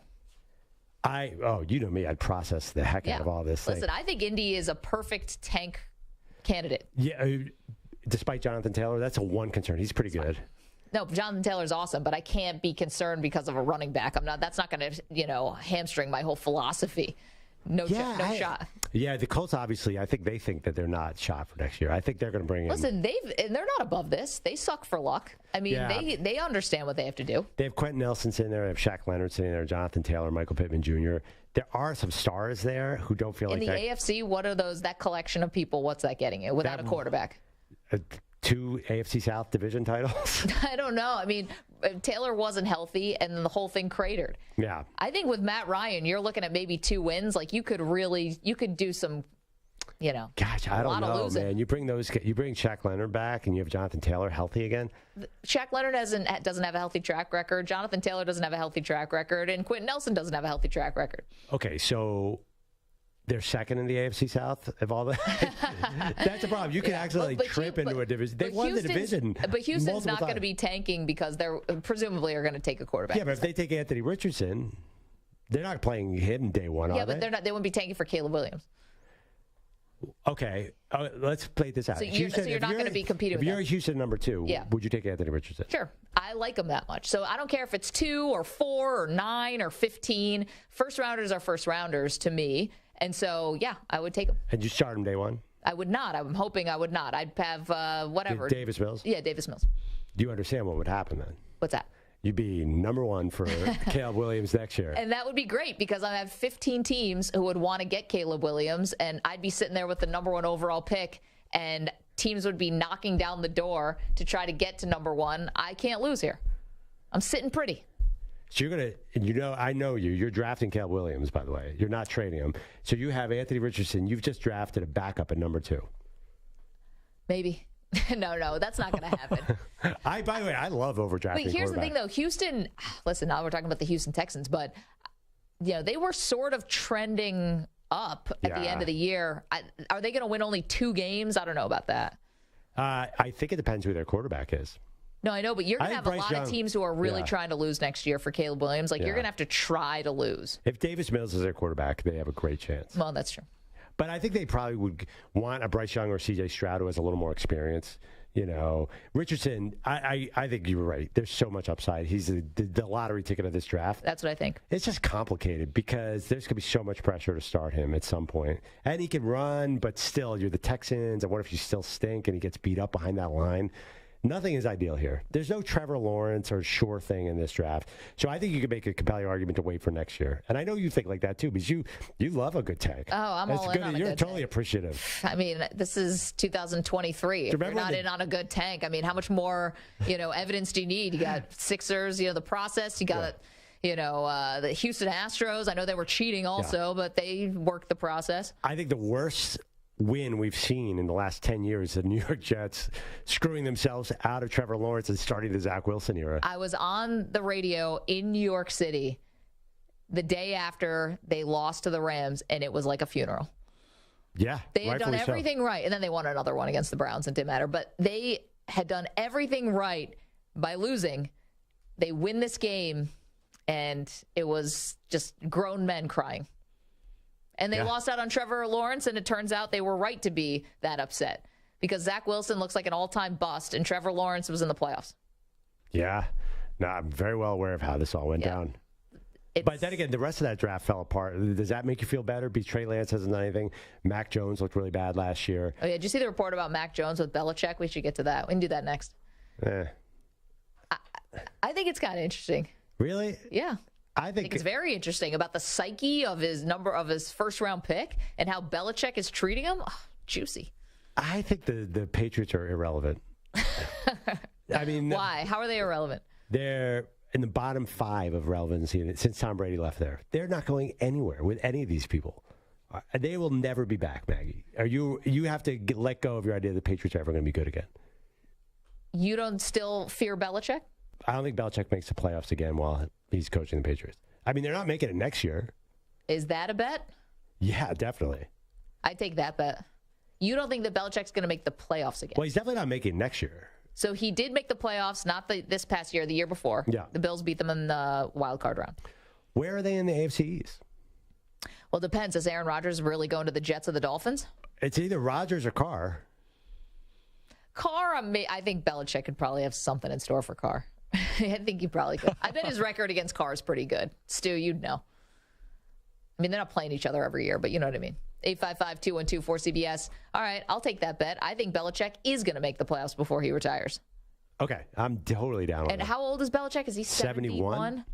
Ackerman, this feels like something you would know off the top of your head. Sounds right. Belichick, age 70. He's got a Popovich. When does he turn 71, though? I think it's soon. April 16th. Yep. go. Yeah, he's got He's got a Greg Popovich thing going. All right, so let's call it 71. He's got at least another 10 years. Derek Carr was 1-3 with 6 touchdowns and 3 picks in 4 games against Belichick. See? Told you. Yeah, but you have to beat a lot more than Derek Carr. I don't know. I'll bet you the Super Bowl odds are bottom 10 for sure. No? Maybe I'm underestimating the Patriots. I can't imagine Belichick retiring having missed the playoffs like 6 years in a row. See San Antonio. Greg Popovich. Oh, I know. Greg Popovich, I never thought I'd see this. I mean, but they're tanking for Victor Wembanyama. I mean, it's defensible. 4th year in a row losing record. Yeah, they really stink. 855-212-4CBS, 855-212-4227. Okay, coming up, we've got an update for you on the Perloff Peanut Butter Challenge. We're still taking questions for Advice Duck. Coming up at the top of the hour, this is going to be an interesting interview. Antoine Davis from Detroit Mercy, The guard fell 3 points shy of tying Pete Maravich's all-time scoring record in college. We'll talk to him in just a little bit, right after this CBS Sports Update from Rich Ackerman.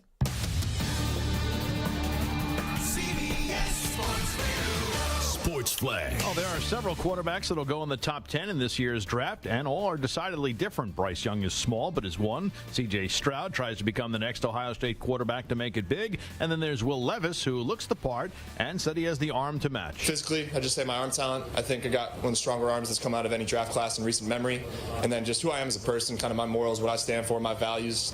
Chip Kelly's winning percentage has gone up every year at UCLA, and he was rewarded with an extension through 2027. And the Bruins finished ranked in the final poll for the first time since 2014. Kevin Durant's debut with the Suns led to a win Wednesday. They continue their road trip tonight in Chicago, and the 13-time All-Star had 23 in his first game in his new team and looking to make an impact. Physically, I just say my arm talent. I think I got. Will Levis decided to talk again, but we always welcome him to the show.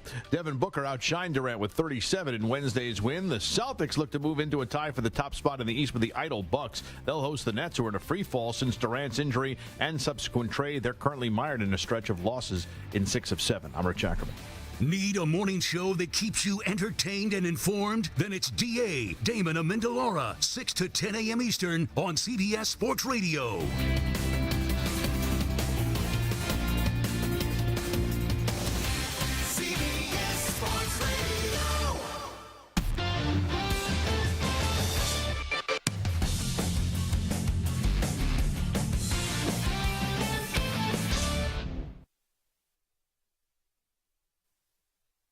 You're in a 5-minute break.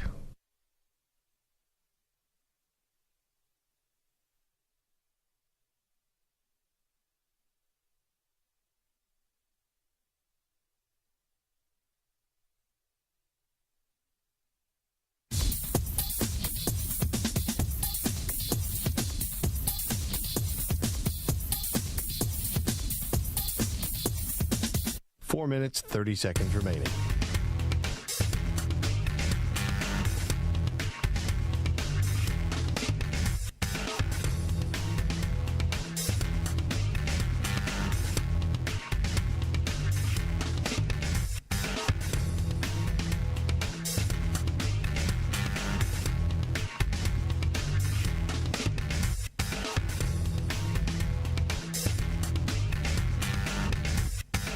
Four minutes remaining.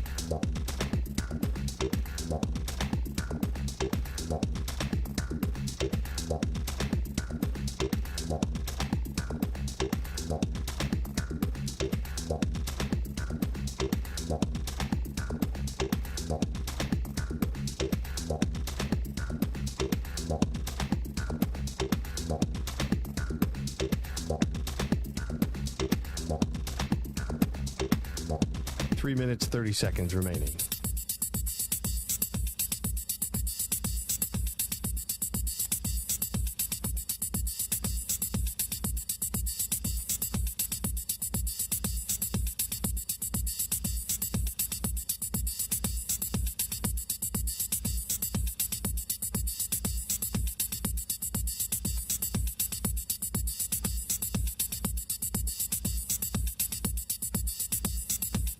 Three minutes remaining.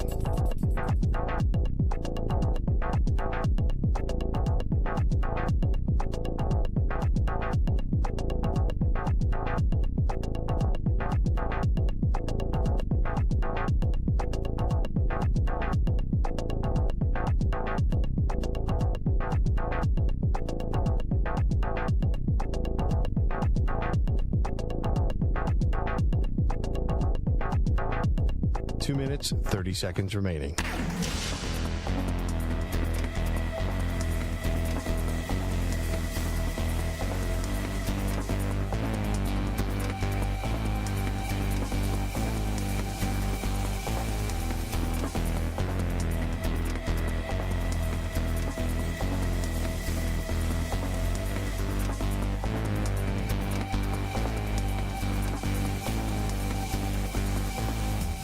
Two minutes remaining.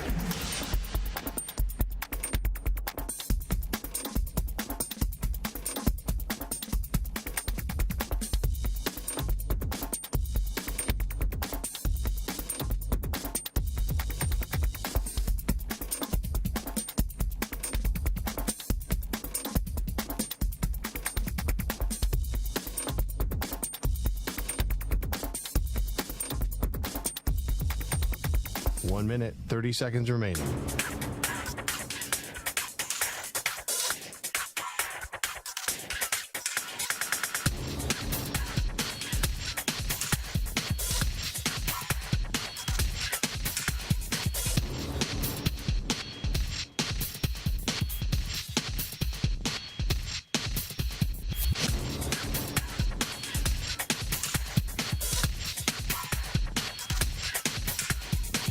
Minute remaining.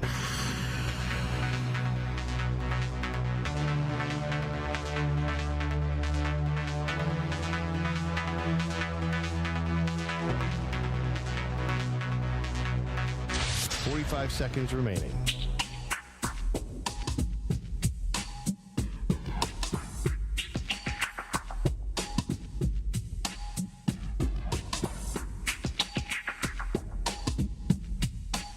Seconds remaining.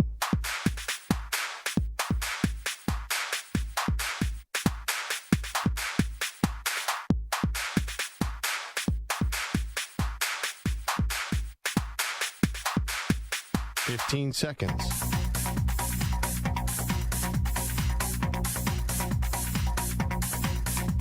Break ends in 5 seconds.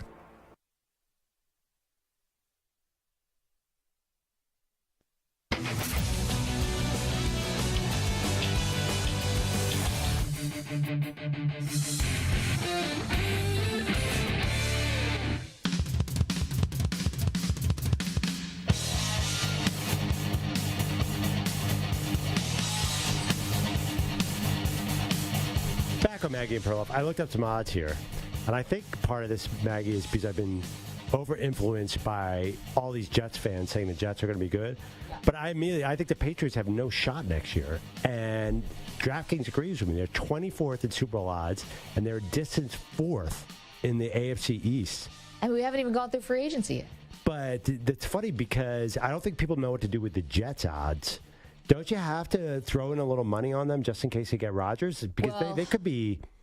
I mean, I think they're in the Super Bowl picture with Rodgers. Not a favorite, but they're in the discussion. Well, and it doesn't matter if they really are or really aren't. Vegas will put them in the discussion because they know money will pour in because Rodgers is such a big star. Right. So you have top 5 defense, Aaron Rodgers, a good young receiving core, possibly. That all adds up to a top 5 NFL team, I think. And that sounds so weird. You give them to the Dolphins as your vision has predicted. When I went into the darkness. When you went into the 5-minute darkness retreat that almost gave you a nervous breakdown. Yeah. Came out with Miami. I honestly think Miami is very dangerous with Aaron Rodgers. Top 4. I think they are too. I mean, listen, wherever Rodgers, here's the other part about Rodgers, and this is the part that would scare the bejesus out of me, and the reason why potentially I wouldn't want to trade him in the NFC, is because I've seen Rodgers with a chip on his shoulder. Oh, great point. I don't want this guy coming back to haunt me if I'm in the NFC and let's say Jordan Love is great, right? And they end up making the playoffs and say you're like a 6 seed or a 7 seed. Yeah. And then I trade him to the San Francisco 49ers. And here come the 49ers as the 1 seed or the 2 seed, or I guess the 2 or 3, whatever. And here comes Rodgers, like, to dance on my grave. Like, no thanks. The irony is Green Bay would probably beat Aaron Rodgers in San Francisco as a lower seed. Just like Aaron Rodgers consistently lost to them when he was the higher seed. Yeah. Yeah, I think that's a good point. I don't think San Francisco's happening for that very reason. Carolina, I could see, they're a little bit, listen, you're up in Green Bay, Wisconsin. Carolina Panthers aren't exactly in your face. You're right. You could see them in the playoffs, but it feels like a very different thing. I know. I mean, different part of the country. 2 years ago, was that 2 years ago now? 3 years ago? Sheesh. When Tom Brady had to go into Lambeau in the NFC Championship game as a member of the Bucs. Yeah. So, it can happen. Yeah. No, the thing is, if the offer's well above, say the Jets and the Dolphins offer one thing, or the Jets specifically, the Panthers come in with 2 first-round picks, and the Jets are offering a second. I think you have to ignore the conference thing. Green Bay's in the best spot possible here if they are trading Rodgers, because if there are 2 owners who I want to get in a bidding war, and I don't have Jerry Jones and Mark Davis to choose from, I want Woody Johnson versus David Tepper. Wow. I'm cleaning up. I I mean, these two guys, I feel like I could ask them for anything at that point.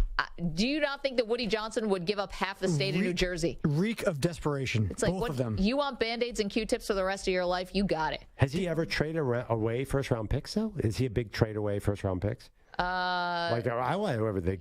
Oh, yes. Well, actually, 3 second-round picks got them up from 6 to 3 to take Darnold with the Colts.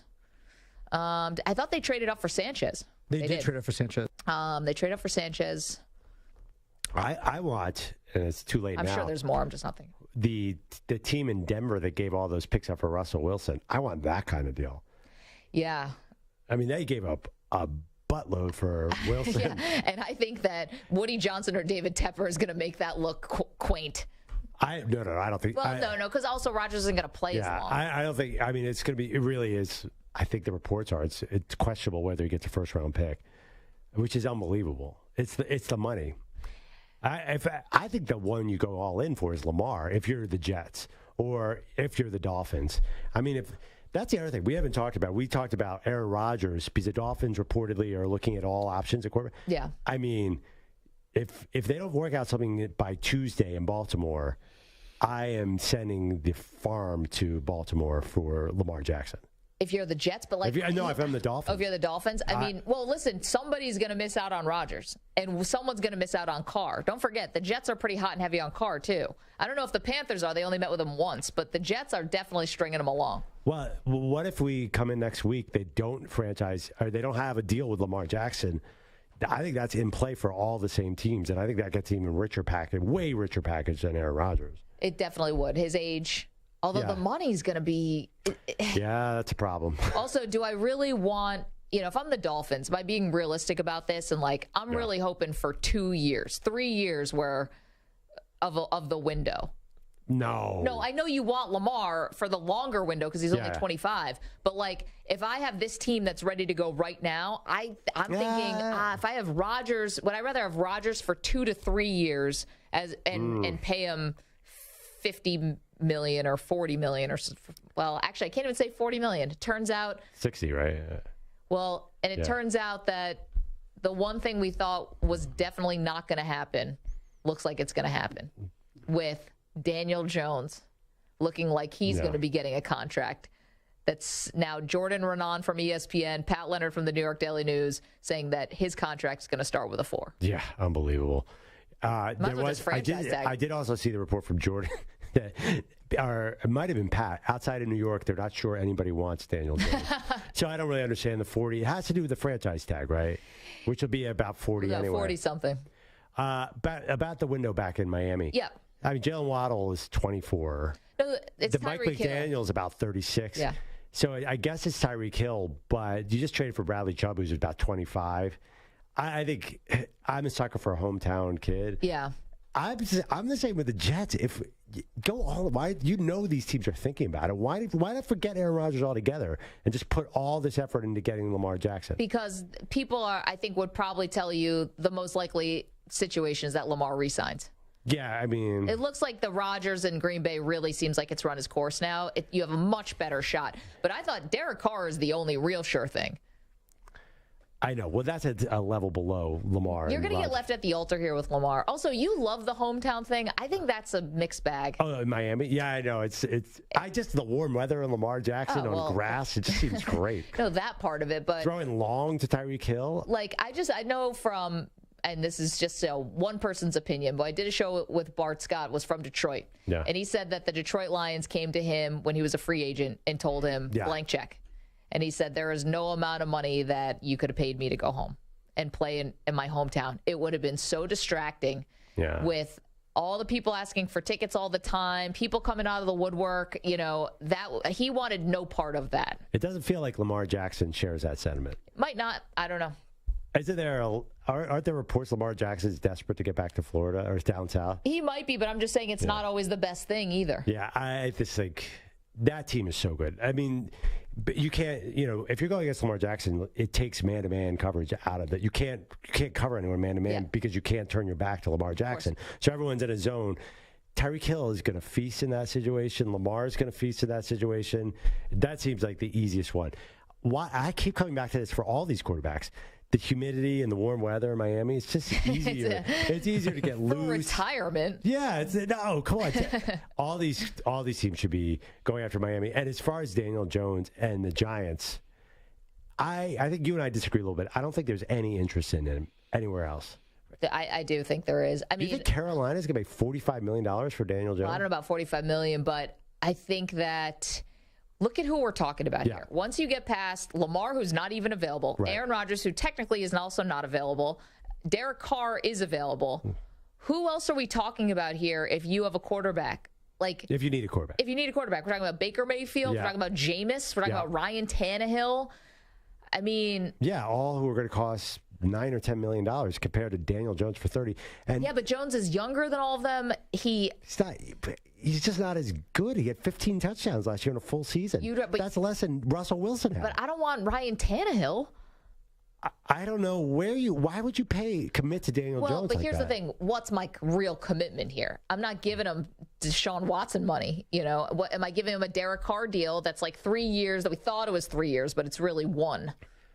I don't know. Over $40 million this year to Daniel Jones seems nuts. No, of course it does, but I might bite the bullet if I'm really hard up for a quarterback and I miss out on these other guys and I can't draft one or I don't like the guys in the draft. Why wouldn't I bite the bullet? Okay, I've got to pay him more than I want to, but I make it a short-term deal so that... Why would he do that if he's got the Giants delivering a Brinks truck of money to him? No, but this is if he doesn't. Like, if something were to go south, we're talking about there could be a market outside of New York for him. If something happens in New York and they can't get to a contract, if I'm another team outside of New York, I'm definitely checking. Okay, the Giants are about to pay him $45 million. If you're the Panthers... we don't know that. They're saying they're far apart on a contract that's $45. Would you think the Panthers would pay him over $35? Maybe. But they have a top 10 pick, so they have an option. I don't care if they have the number 1 pick in the next 4 drafts. They're not paying $40 million for Daniel Jones. Coming up, Antoine Davis, Detroit Mercy guard, came so close to breaking Pete Maravich's all-time college scoring record. How's he feeling about it? We'll ask him next.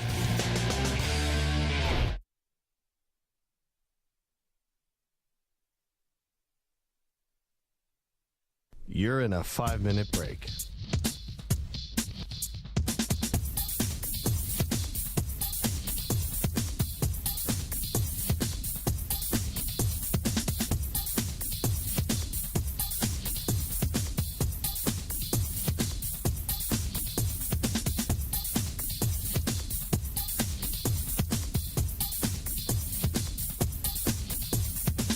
Four minutes, 30 seconds remaining.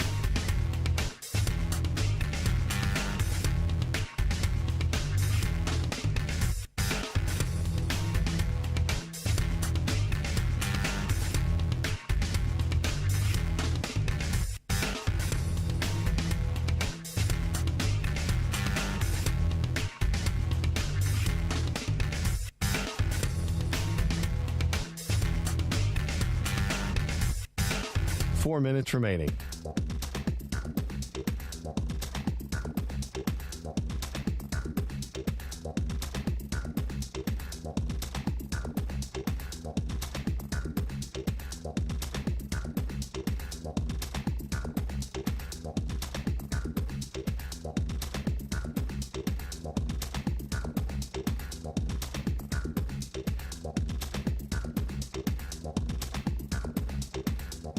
Three minutes, 30 seconds remaining.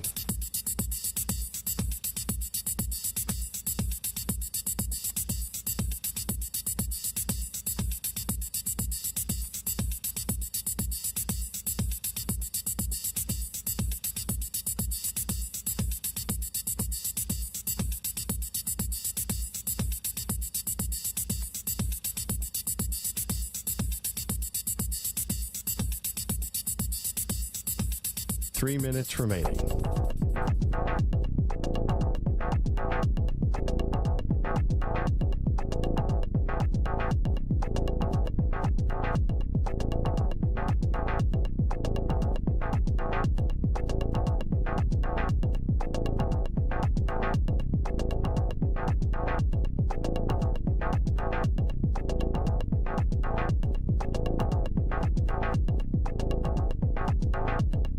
Minutes, 30 seconds remaining.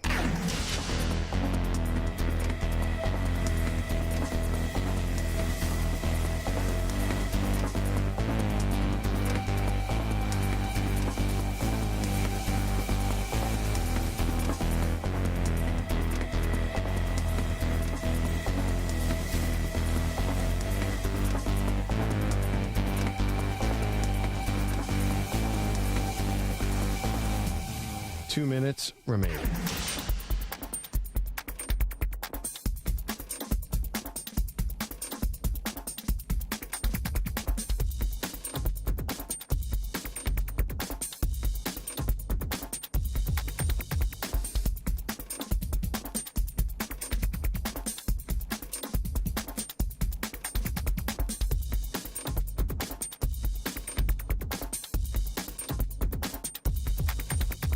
One minute, 30 seconds remaining.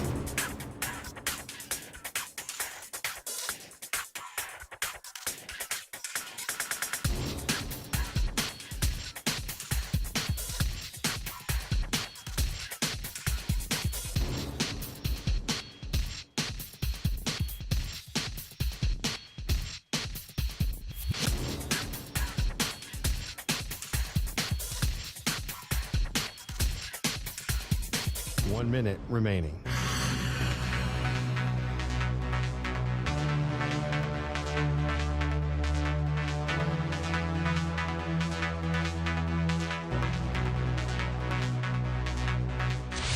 Five seconds remaining.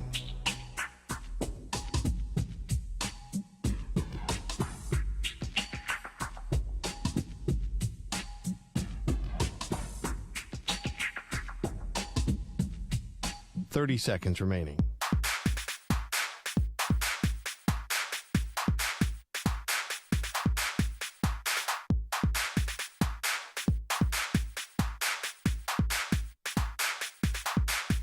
Fifteen seconds.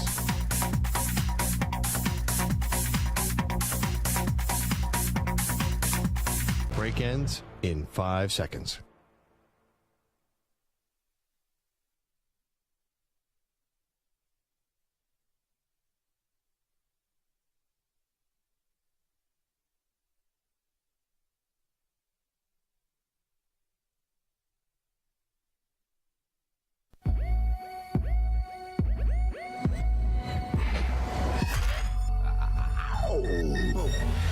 Anytime the word 13 and seconds is used in the same paragraph, Maggie gets very angry. Kicker's missing 46-yarders. It happens. Gets is that Scott Norwood? Can I ask a Bills question? Sure. Would you rather lose that way than Norwood miss field goal or lose 52-17 to the Cowboys? Like which is the preferable way to go down? Thank you. I'm genuinely curious. I'm sure you are genuinely curious. Because I remember when my Eagles played. We've been friends for a decade, and you waited till right now to ask me that question. Well, I just thinking back to the Eagles page, I didn't get to experience that, so I want to know what it's like as a fan. I mean, Eagles Patriots the first time. What's it like when your quarterback pukes in the huddle? Yeah. What is that like? Perloff got me better. No, I know, but it still stopped me in my tracks. I'm trying to come back. I'm about to cry. They are Maggie and Perloff on CBS Sports Radio. What up, what up? Welcome to the show. It's Friday. You made it. Almost to the weekend here on the Maggie and Perloff show. Maggie Gray, Andrew Perloff. We're coast to coast on CBS Sports Radio. Of course, we're on Sirius XM channel 158. We are on the free Odyssey app, and we are streaming live, youtube.com/CBS Sports Radio. And Perloff, this was a story that really captivated sports fans over the last few weeks. And that was a young man by the name of Antoine Davis from Detroit Mercy, plays in the Horizon League, who was closing in on Pete Maravich's all-time college scoring record. Yeah, I know. Had the tournament second round last night, unfortunately, lose to Youngstown State, the Penguins, if you didn't know, and falls just 3 points shy of tying the record. But what an accomplishment. And Antoine Davis from Detroit Mercy is good enough to join us now. Antoine, thank you so much for making the time. Like, what's swimming through your head today? I'm just, I mean, unfortunately, I came up short of the record, but I mean, we're hoping to get a CBI bid or something like that just to continue the season, not just for the record, but just to end the season on a better note. And, I feel good. I mean, I feel like God has something better in store and, another opportunity or something ahead. So I didn't really stress about it. I was more mad about the loss that we had the other day. Yeah, I mean, you've had a few hours to process it. Tell me about your mentality last night, where you obviously you had to know how many points you needed and all that, but it seemed like they were playing really tough defense on you. As a fan, we were a little frustrated. Did you notice that they were not making it easy for you last night? Yeah, I mean, they were double teaming me, but it's like that's what I've seen for the last 5 years of my college career was was that, and I've seen it like every year. So it wasn't nothing new. I mean, as a player of my magnitude and how many points I average and everything, I mean, sending 2 people at me, I can't be mad at the other teams for doing that, you know. So, I mean, it was a good, well-fought game from us, and I had plenty of opportunities to get it, and it just came up short. Well, hopefully you guys will be going to a postseason tournament, and so you will have an opportunity to break the record. But can you just put in perspective, you mentioned 5 years in college, right? Obviously, it's a little different than Pete Maravich, who had 3. You get the extra year because of the COVID year. You're playing basketball for your father, who, of course, was Mike Davis, who's the longtime college basketball coach, you know, coached at Indiana, took over for Bobby Knight. We all know his resume. It's incredible. Can you take me through these, 5 years? When did you even start thinking that you'd get close to this record? Well, I didn't really even start thinking about it till I heard about it this past summer. And, you know, I mean, I just did what I did every summer for the last 5 years and the last 7 to 8 years, and that's just work, and get thousands and thousands of shots up. So I was just preparing myself just for the season, not necessarily the record. And, you know, just I'm just so blessed to be in the company of Pete Maravich, and, you know, him not having the three-point line, and, you know, him doing it in 3 years, and, you know, and then I don't even like when people, like, I see on social media, people compare the two of us, and, you know, who would you rather have, and this and that. I don't really even want that, you know. I'm just so blessed to be, and so fortunate to even be in the same position that I'm in, to even be in the same name with him. Do you ever pull up YouTube highlights of Pete Maravich? And if so, what do you think? He's kind of got an unusual game.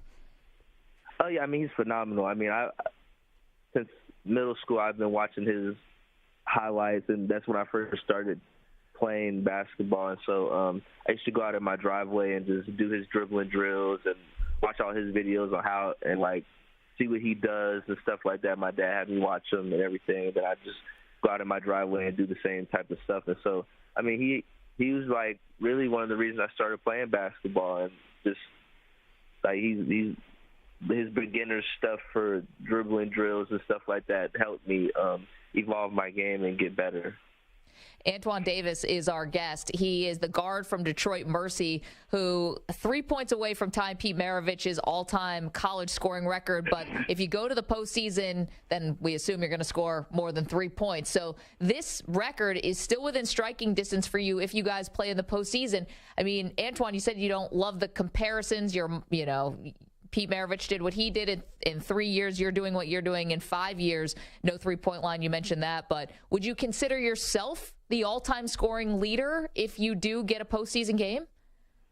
I mean, it's hard not to. I mean, you could say what you want. I mean, I see all the tweets and everything about people saying it's not the same. Pete did it in 3 years. I did it in 5 with extra games and stuff like that.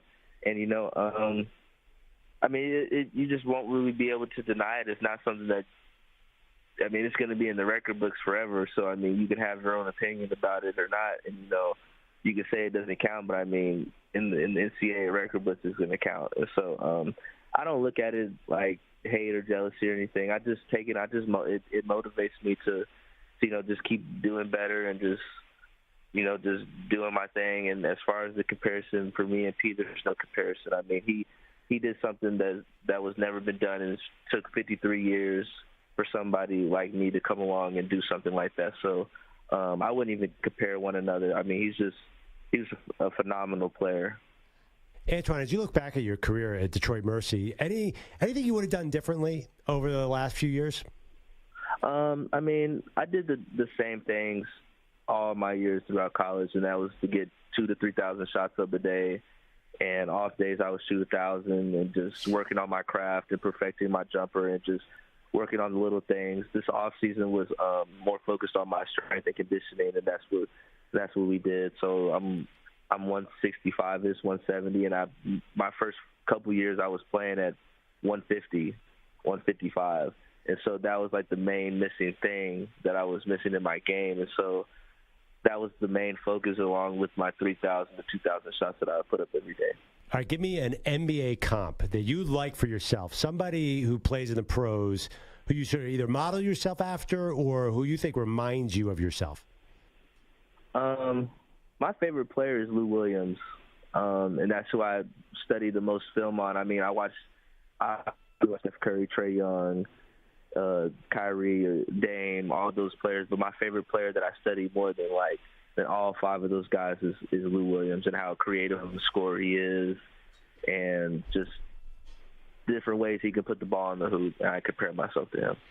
I thought they should have named the Sixth Man of the Year award after Lou Williams, and my co-host rebuffed the idea, never even gave it a second thought. Antoine, last one for me, and it's about this cool relationship with your dad and the fact that you've been playing for him.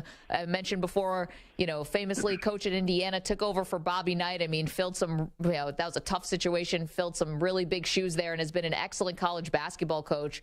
What has it meant for you to play for your dad for the last 5 years?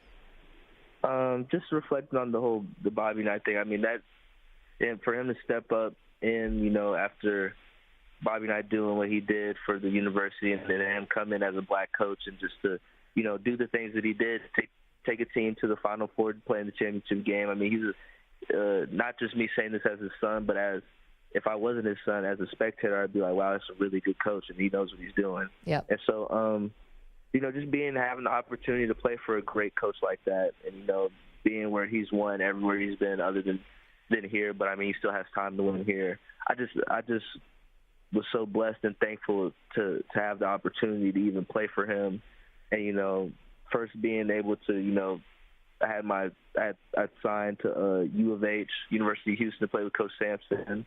I had backed out of it, and he allowed me to go and play for my dad, and I'm just so thankful for him to allow me to do that. Just playing with him and my brother being an assistant coach is just something special. I mean, they were along this whole journey with me, and so just to have my family there, a lot of people can't say that they have their brother assistant coach and then their dad as the head coach. That's just something really special. That's so cool. And Antoine, I'm so glad you did this interview today, because I'm sure, someone else might be in your position would be like, no, I don't want to do it because I didn't get the record. But that's not what this is about. This is about the culmination of an incredible career. Hopefully one you get another game or another few games in a postseason tournament. But not everything is like the Hollywood ending or the storybook ending, but that doesn't take away from everything you've accomplished in your college career. It's awesome. It shows such great character. And obviously, your parents did a great job. I mean, you're doing excellent. Thank you for doing this. And by the way, thank you. She only likes you because you said Lou Williams. That's not true. She's been smiling ears. I've liked you this whole time. You are not alone. There are a lot of Lou Williams fans out there. Antoine, thanks so much. We wish you the best of luck. Hope you guys get a postseason game or two. Yeah, I hope so, too. Thank you so much for having me on here. I really appreciate it. Appreciate that. What a great kid. Okay. Young man, sorry. Yeah, first of all, he's amazing. But that's not the point here. The point here is Lou Williams won 3 Sixth Man of the Year awards. Jamal Crawford, in the same era, also won 3. Why Lou over Jamal? I thought he won 4. Lou. I got 3 for Lou because Jamal won. I mean, Jamal kept boxing him out. It was a mano-a-mano battle with an Eric Gordon thrown in for a good measure. Listen, I thought they should give it to Lou. I think they should present it every year at Magic City. I think this could be our whole thing. There's some other great names on here. I forgot J.R. Smith won Definitely. with the Knicks. With the Knicks, definitely. What? James Harden won it? Lamar Odom. This is an amazing list. James Harden must have won it the year that the OKC went to the finals. Yeah. 11-12. Leandro Barbosa, who's now in the Big 3 tournament. Mike Miller. This is a who's who of guys that you like as an NBA player, but you're not sure where they fit. Now, we can't mention Leandro Barbosa or anybody who ever played 1 minute of Suns basketball during that era, or else it's going to spark a debate between Perloff and Mike Samter about whether or not Steve Nash deserved both MVPs. This argument just comes and will hit us at any moment. Yeah. Of course Samter thinks a short guy should win the MVP. I mean, come on. No, he definitely deserved the first one. The second one, I'll definitely take arguments about the second one. Okay. The first one, he 100% deserved. Wait, no, the second one, I don't want to do this. I don't want to do this. It's too. Half of my life is you two debating about Steve Nash's MVPs. Wait, and the other half is Sean Kemp versus Carmelo Anthony. Yeah, I know. Or Sean Kemp, Carmelo Anthony, who have nothing in common. Why would we ever compare these two guys? Yeah, one is wildly overrated and the other is underappreciated. You pick which one. No, I'll agree with both of those statements. Carmelo's still better. Man, how about Jared in the chat said, I called Antoine Davis kid like I'm 70 years old. I didn't mean to do that. I know. Something happens when you have a child of your own where everyone becomes kid. No, when somebody's birthday is after the year 2000, you're allowed to call them kid. I don't care how old you are. That should be written into the Constitution. Sorry, did I go back to the Steve Nash? I didn't mean to. No. I'm caught up in this. Did you know Corliss Williamson won a six-man award? Sacramento? Detroit. Oh, Detroit. There are 5 Hall of Famers. This is an amazing list of some of my favorite players. Of course, my favorite player of all time, Rodgers, won it with the Suns in 2000. Everyone remembers that. Yeah, that was a big one. Daryl Armstrong, who used to drink a pot of coffee and 4 chocolate bars before every game. Remember that guy with the Magic? Yes, definitely. I didn't know he drank a pot of coffee and 4 chocolate bars. Yeah. We're going to talk about that caffeine poisoning later. Let's do that next. Yeah. Yeah, you should hear Daryl Armstrong drank an entire pot. You know those round pots they have in the break room at work? Yeah. Drank a whole pot right before he came coffee. before he came on the court. That makes sense, right? Yeah, but also coffee could be kind of dehydrating, I found. Yeah, not for Daryl Armstrong. He won the 1999 Sixth Man of the Year Well, when award. you're washing it down with 4 chocolate bars. Or as Maggie likes to call it, the Lou. Yeah, shorthand. Like the Lombardi, just the Lou. Detlef Schrempf and Ricky Pierce, 2 apiece. Now, you can't name it Lou Williams. There's just too many great 6 men. I think Lou Williams is one of those great 6 men. Well, what is it? It's named Havlicek, right? I think they gave it to Havlicek. Right, who has famously a 6 man. He kind of like invented the position of like being that weapon off the bench, I think. I gotta be honest. I never understood the career of John Havlicek because is he one of the great all-time players, like top 15? But he didn't start. Well, I mean, I think that's how good that Celtics team was. Was that the deal? But he was the heart and soul. Or maybe this was like a Red Auerbach, invention where it's like, I'm going to save one of my guys, even though he could be starting. I'm going to bring him off the bench. But wasn't he a 3-time MVP or something like that? Listen. Yeah, I told you it's a mystery. Don't pretend you know any better why John Havlicek was coming off the bench. I don't know. We have to call. Also, the way it's Dan spelled. Shaughnessy or something. The way it's spelled Havlicek, it should be Havlicek. Anyway, keep on going. Move on. 855-212-4CBS, 855-212-4227. I like that from Antoine Davis. He's got a great attitude about this whole thing, and I think he's going to break the record.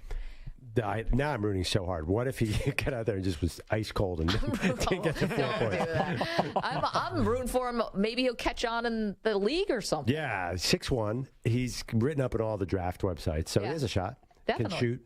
Big 3-point shooter. Has a shot. That's all the rage in the NBA. 855-212-4CBS. Still have a minute or two to get your last submissions in for the Advice Duck. The Duck will quack next. Don't move. More Maggie and Perloff after this on CBS Sports Radio. You're in a 5-minute break.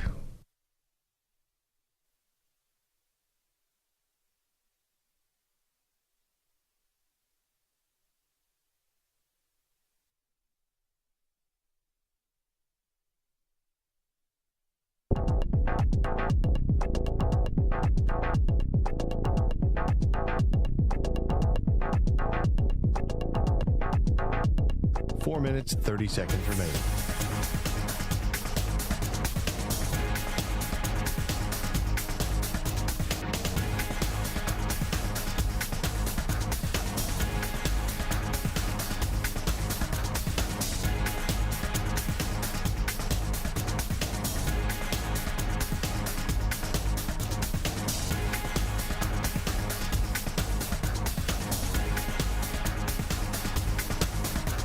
Four minutes remaining.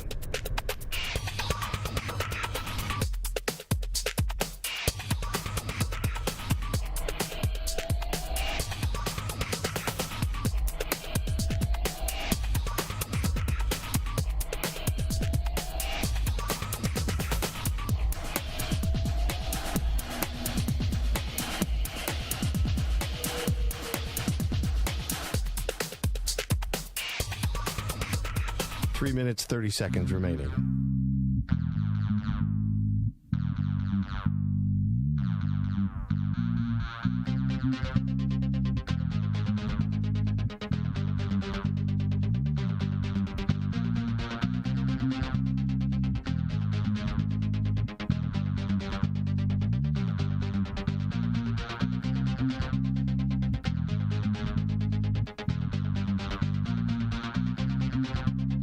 3 minutes remaining.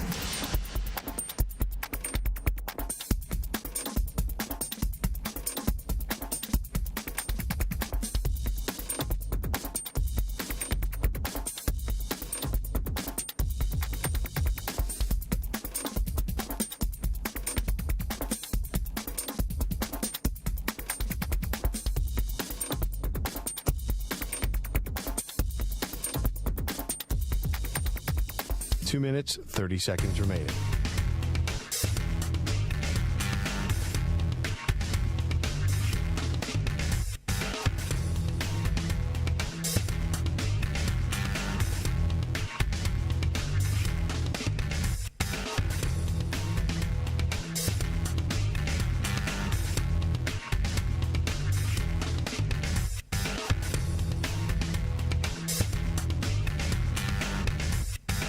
Two minutes remaining.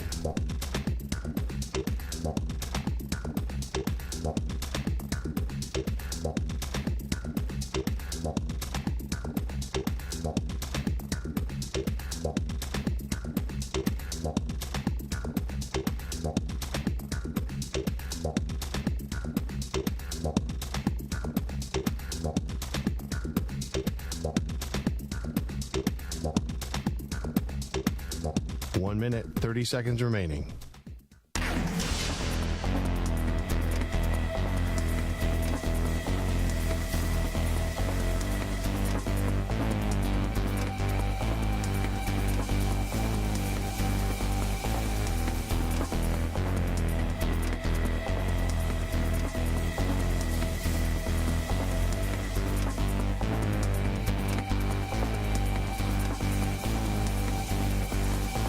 Minute remaining.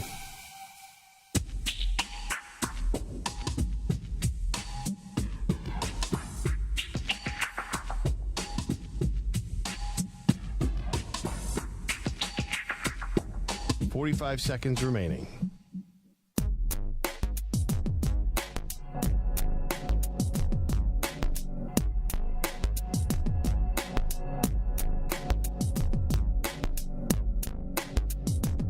Seconds remaining.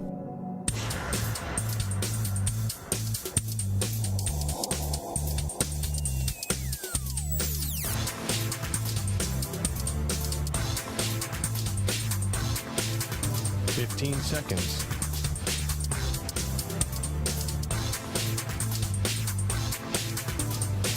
Break ends in 5 seconds.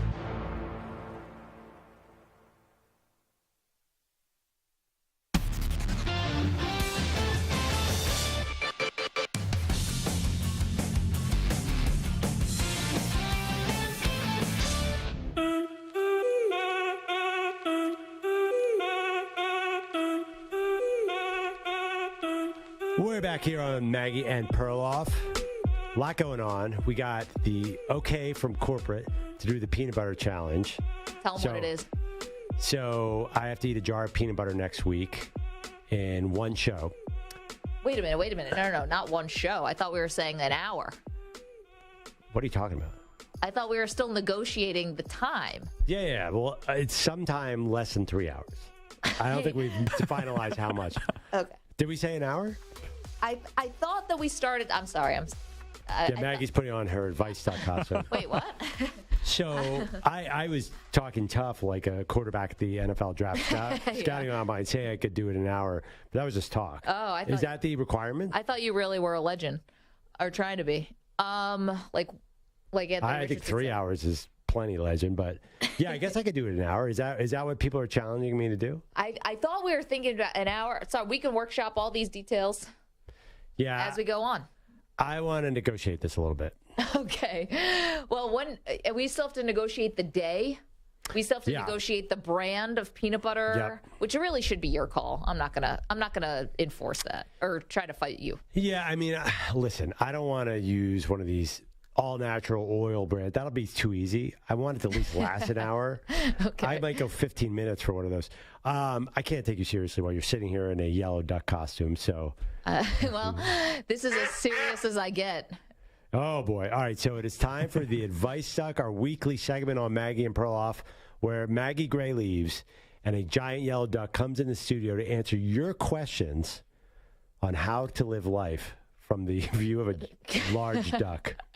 Not saying you're large. I'm just saying for a duck. It's okay. The suit adds, 10 pounds. On television, yes. 100 pounds. Okay. What do you got? So this one was interesting. It's off of a tweet that went viral from earlier this week. So this was from Bethany in New Mexico. Brought it to our attention. Here was the tweet. She's asking if this is appropriate. The tweet read, I don't know who the handsome LSU fan with the white golf shirt who said, hi, Leah, to me right before the game started is, but if he's out there, I'll be free end of June if he wants to get drinks. What you doing until the end of June? But okay. Well, she's a sports reporter, or her handle college is baseball, probably? Leah Van Sports. Yeah, she's LSU baseball and football beat writer. Got it. So she has to wait for the baseball season to be over. Right. So Bethany was asking, do I think that this is appropriate? Do I think that this is a good way to go about finding a date or someone to date? Listen, I think everything's fair game when it comes to social media. Not like, hitting on people who are married and stuff like that, but she clearly doesn't know anything about this person except for he walked by and said, hey, Leah. I think trying to find that person on social media or, putting yourself out there a little bit to try to find love, not a bad thing, Perloff. I think it's worth it. These circumstances bother me a bit, though. What's that?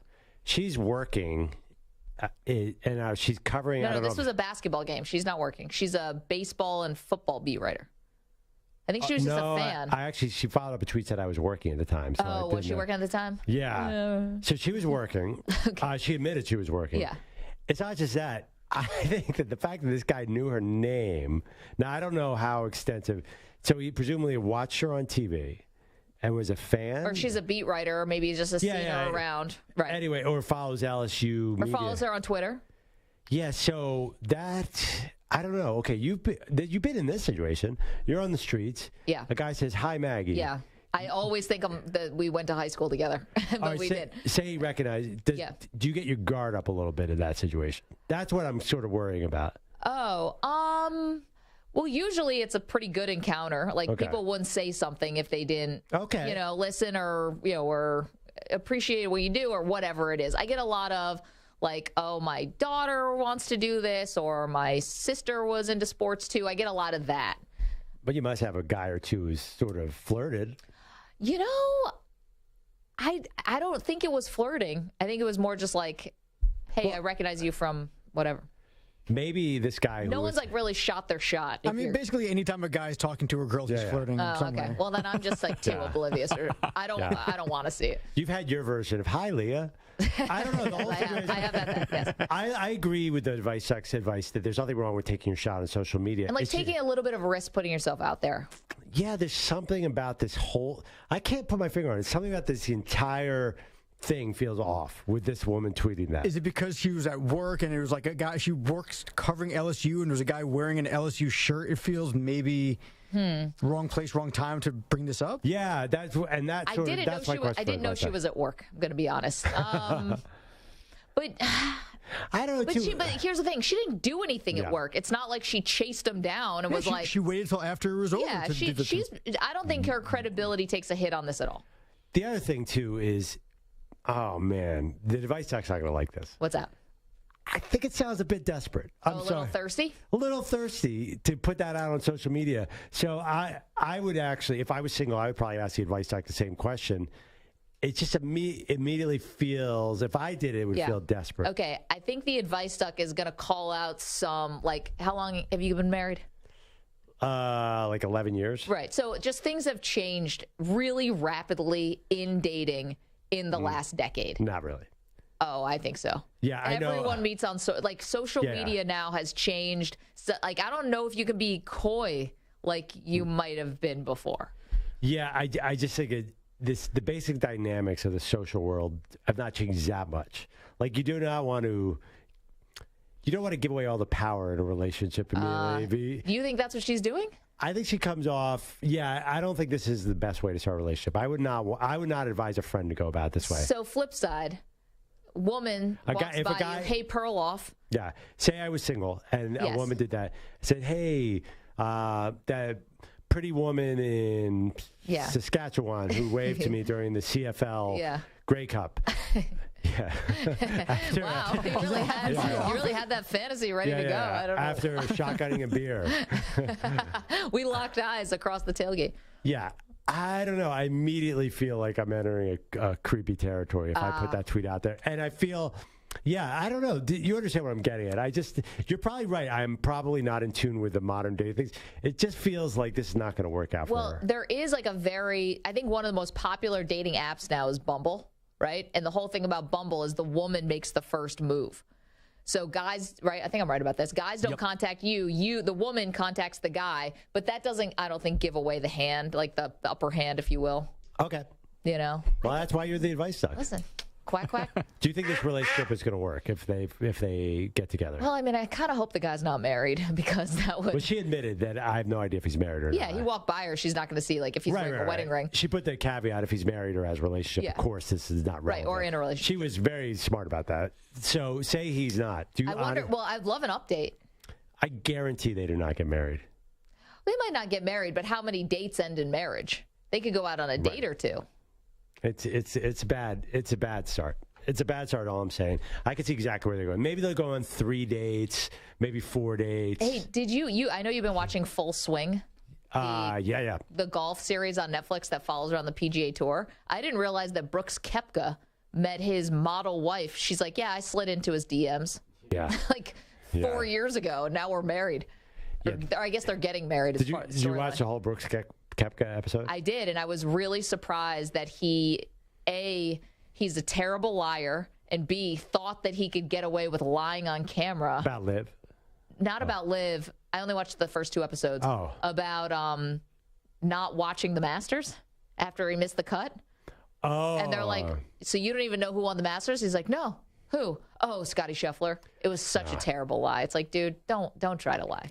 See, I think he was telling the truth because I've never seen a person have a mental breakdown like Brooks Koepka in episode 2. You could see he descends into darkness. You could see his confidence in his golf game. He came in second at the Waste Management, which I was just open. Then it just went downhill, and I'm sorry because him and his relationship are kind of famous. It looked like he was having trouble even talking to her because he was so obsessed with losing in golf, which I understand. It's a lot of pressure. He was just like not present in their relationship at all. A wedding coming up and he couldn't plan it. And then at the end, actually, I think it was an episode. So somebody asked him at a press conference about Liv, and he gives the worst answer. It's all these guys. Yeah, 4 months later, he joins Liv. Yeah, terrible liars. But it's interesting to hear his rationale for joining Liv. Like, listen, for some people, it's completely indefensible. Taking money from Saudi royal fund will never be okay.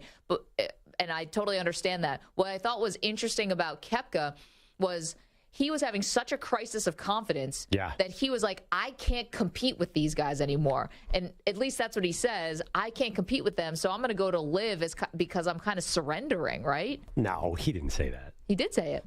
He said, I can't compete. I don't remember this. He said, I can't compete on the PGA anymore. I said, I can't compete with these guys, like the top dudes, like the Scotty Schefflers, who was red hot at that time, and some of the big dogs on the tour. No, I think he meant... Like in his low moment. Yeah, I think what he meant by that was like, right now I feel like I'm not competing with... I don't think he meant moving forward I can't compete with them. No, that's not why he went to Liv. Well, he went to Liv for the money. He got $100 million to go to Liv. It's crazy. But honestly, he already had $80 million in the bank. I don't know why he needs that $100 million. His house was sick. It reminded me of the Cliff Kingsbury house. Remember the famous photo that Cliff tweeted out during the draft? He's got He's got millions upon millions in earnings, even more in endorsement. He doesn't need to live money. I don't understand why he's going over. But I don't think it was because he can't compete with PGA. I know he felt at that moment like he couldn't. But golf is a funny thing. Have you gotten to Tony Finau yet? No, not yet. It is you will never feel better about sports in your life than the 1 hour with Tony Finau. Okay. He takes his family of 8 with him to every tournament, and they are the greatest family that ever existed. They're all little kids. It's like the Partridge Family. They sing and dance? Basically, yes. They're so cool, and it is really one of the... I love these. Now I got to go back and do the F1 show because I'm all in on Netflix sports things. Yeah, the tennis one. The tennis one was... Did you enjoy the tennis one? You did a little more of the tennis one than me. I did a little more of the tennis one, yeah. And then the quarterback one, this summer they're doing the quarterback one with Kirk Cousins. Well, they're doing it with Patrick Mahomes. He's kind of the headliner. Cousins, Mahomes, and who's the third one? Mariota. That'll be good. Yeah, this is good. I love Netflix. Two of the most boring quarterbacks you could possibly like. Mahomes is interesting, but even Mahomes is like not super interesting. No, Mahomes. Kirk Cousins and Marcus Mariota. It's like that Netflix series starring Kirk Cousins. Like, how did that get greenlit?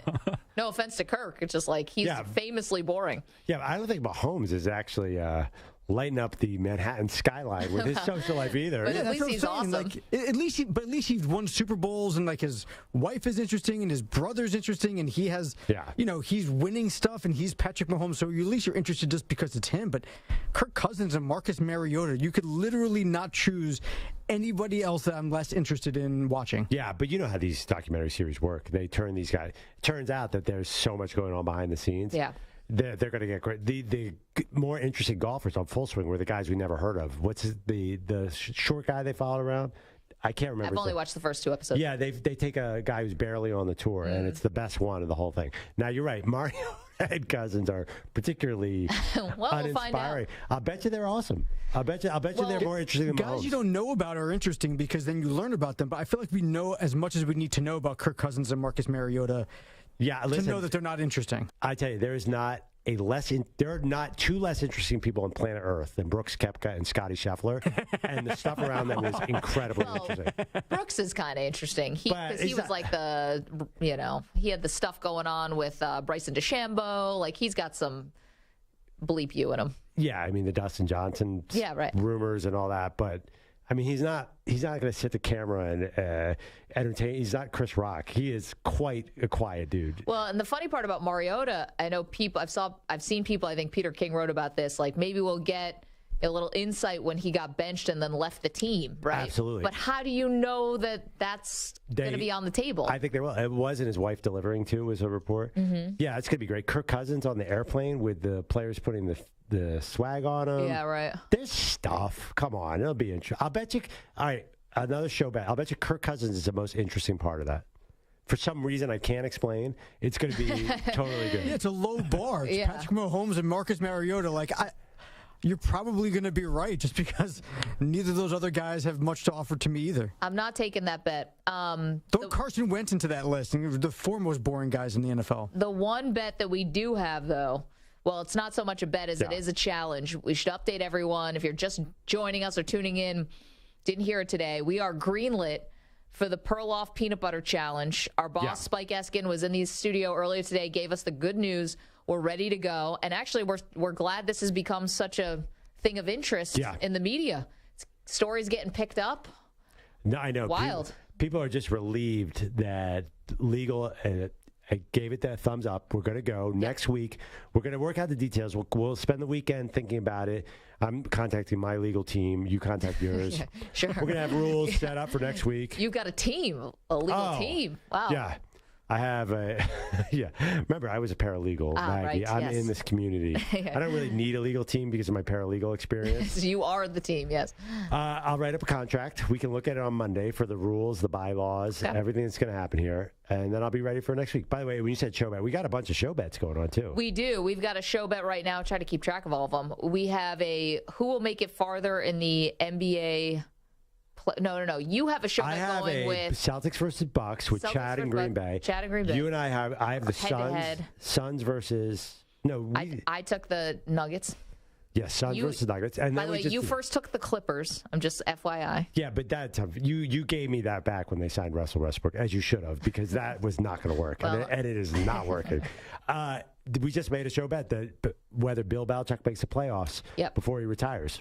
And that one we have too. I'm yes, you're no. That's fun. Hopefully we're around for another 10 years. We have another 20 years when Belichick is 115 years old, still calling plays. Yeah, I like this. It gives me more reason to get interested. We got to find sporting events that we don't really want to watch, but we have to watch for work and add bets on top of those. Yeah, like darts or something. Are you going to watch? Isn't that tournament this weekend? The Players Championship is coming up. We can bet Players on Championship. That. Mac, you know when things are. Is the Players Championship this weekend? That I don't know. Or next weekend? John Jones back in the octagon this weekend. Yes. If that's something that you're into, he was probably the most famous athlete from my hometown. I was about to say. Yeah. Now we have news on that next week too. Oh yeah, if you want.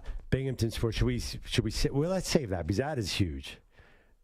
I love your definition of huge. I would say that John Jones and Maggie Gray will be in the same worlds, same paragraph. I don't know about the same paragraph. Is that fair to say? Also, and listen, I John Jones is from my hometown, but I don't know if I really want to be in the same paragraph. He doesn't have the cleanest rap sheet. Oh yeah. Just like Chandler, but not John. And Arthur, we're claiming.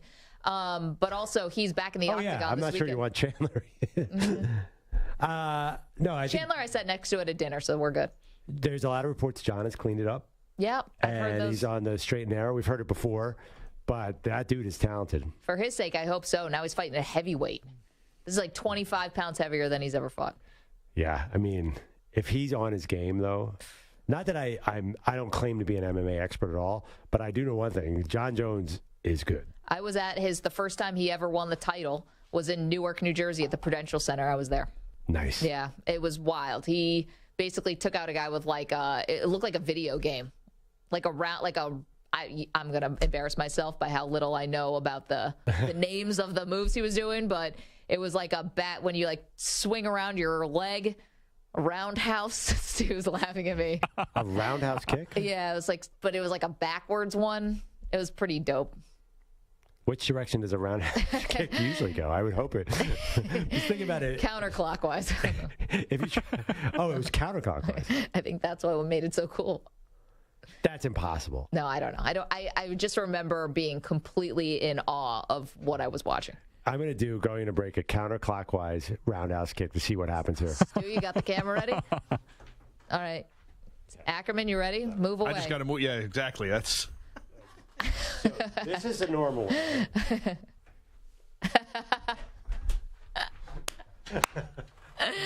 Ladies and gentlemen, the next UFC champ, Andrew Perloff. That hurt. And now you're on the IL for a week.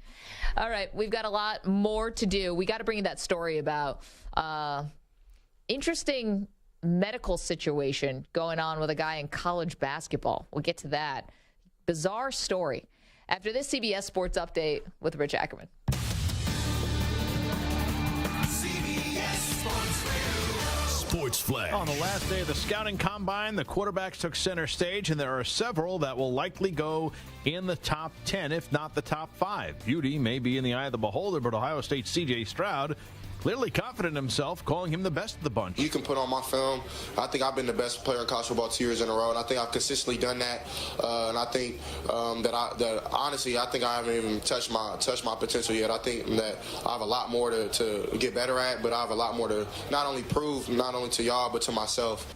Chip Kelly has returned UCLA to the polls. The Bruins finished last year number 21. It was their first ranking in the final poll since 2014. They also averaged over 500 yards of total offense per game for the first time in school history, and Kelly is now in the fold with an extension through 2027. The Warriors have made a big push to become part of the playoff conversation again. They've won 4 in a row after beating the Clippers last night, just a game behind the Suns for the 4th spot in the West. The defending champs will host the Pelicans tonight, while the Suns go for back-to-back wins in Chicago after getting 23 points from Kevin Durant in his Phoenix debut. I'm Rich Ackerman. This is Zach Gelb. Hot topics, great guests, and you on the phone to talk sports. Weekdays, 6 p.m. Eastern, 3 p.m. Pacific on CBS Sports Radio.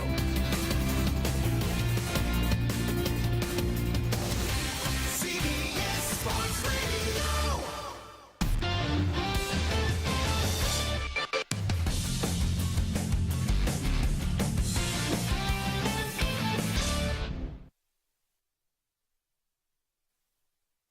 You're in a 5-minute break.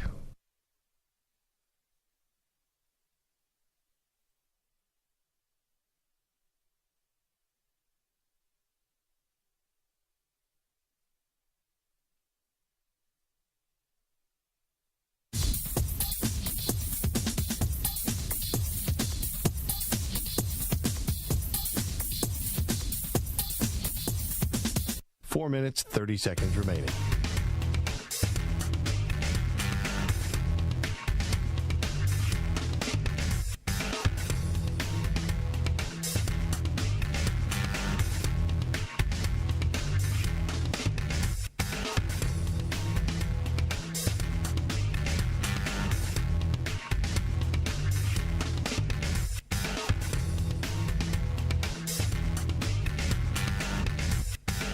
Four minutes remaining.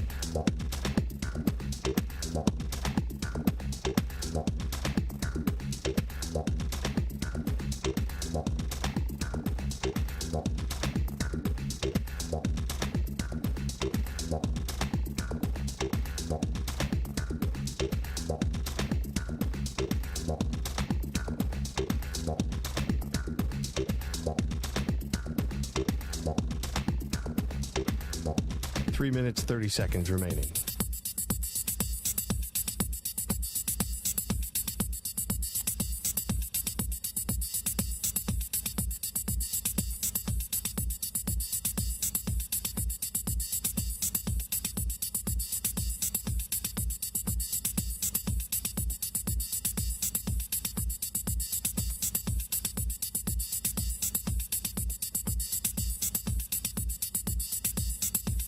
Three minutes remaining.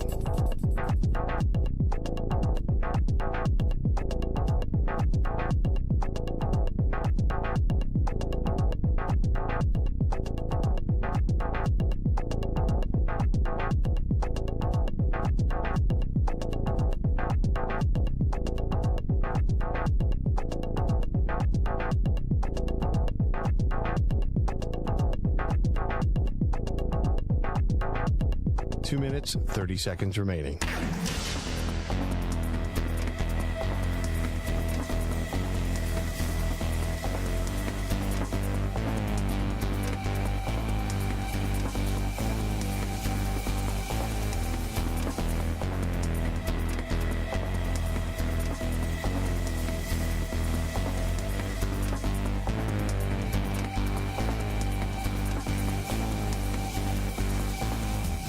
Two minutes remaining.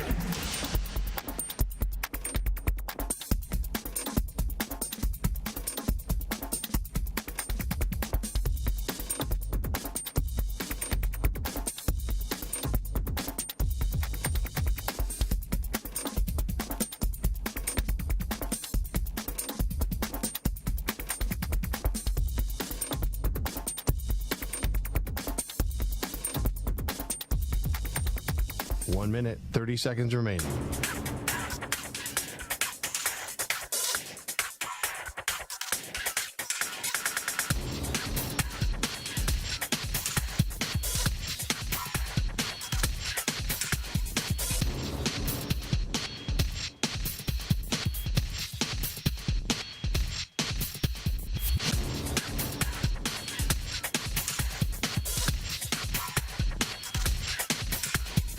One minute remaining.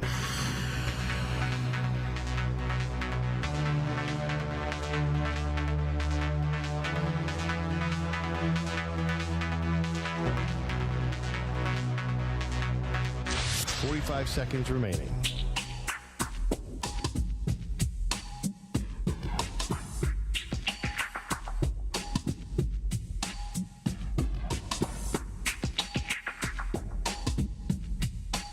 Seconds remaining.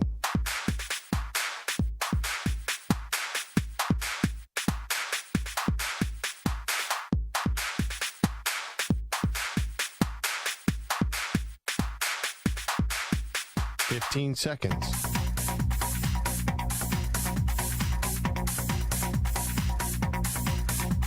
Break ends in 5 seconds.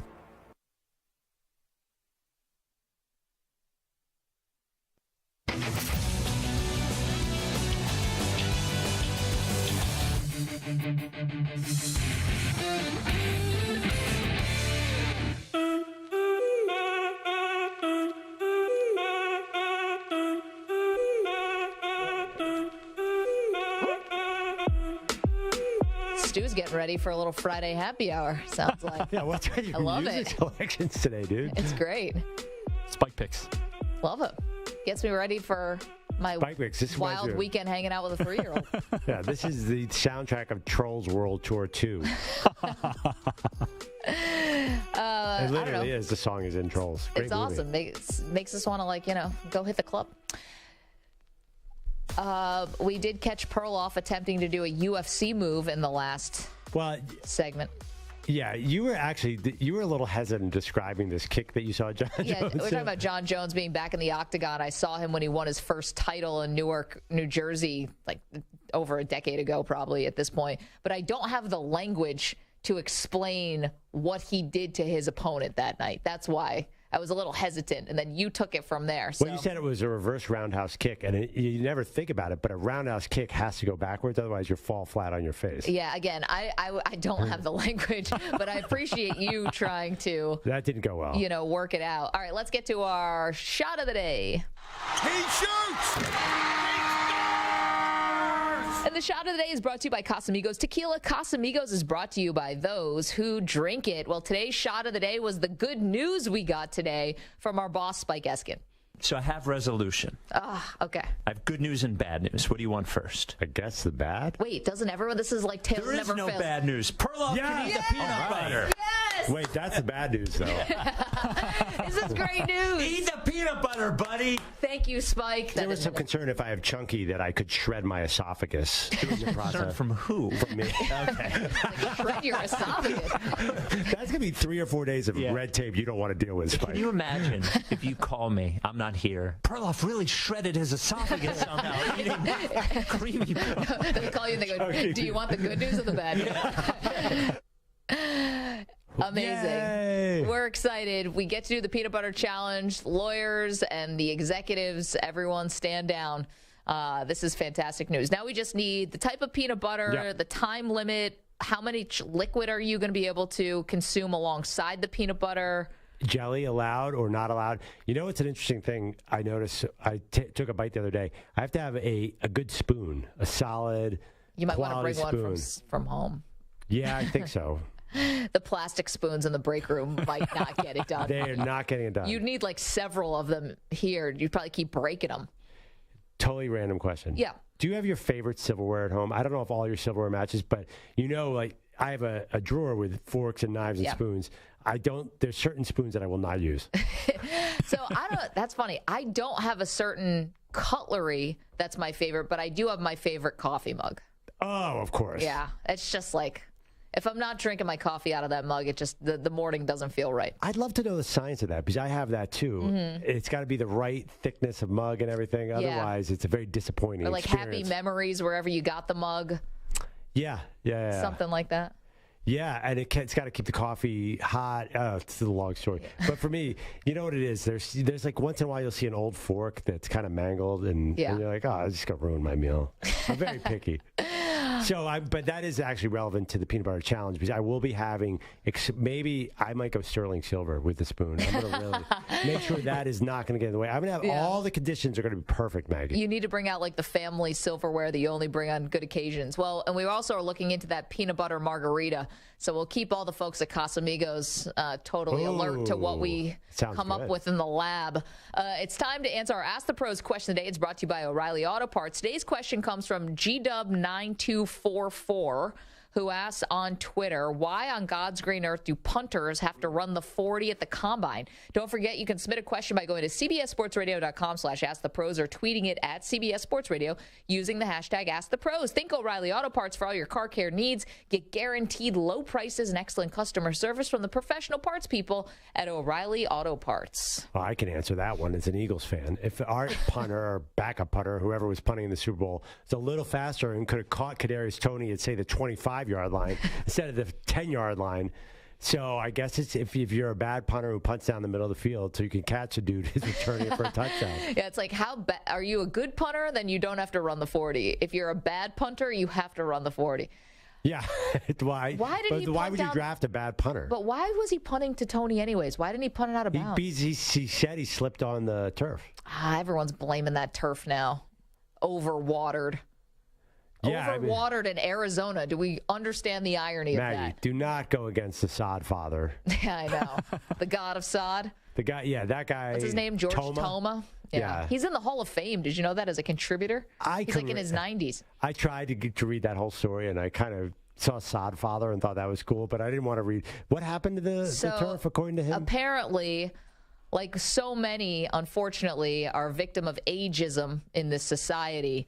George Toma is alleging that the young, hot whippersnapper, new grounds crew people did not follow any of his advice, completely pushed him to the side. They overwatered the field, and they didn't keep it outside long enough, so there was like too much wear and tear on it also. So it was overwatered and too much wear and tear. He said it was a disaster, and it's not his fault. Yeah, it's only the Super Bowl guys. Hello.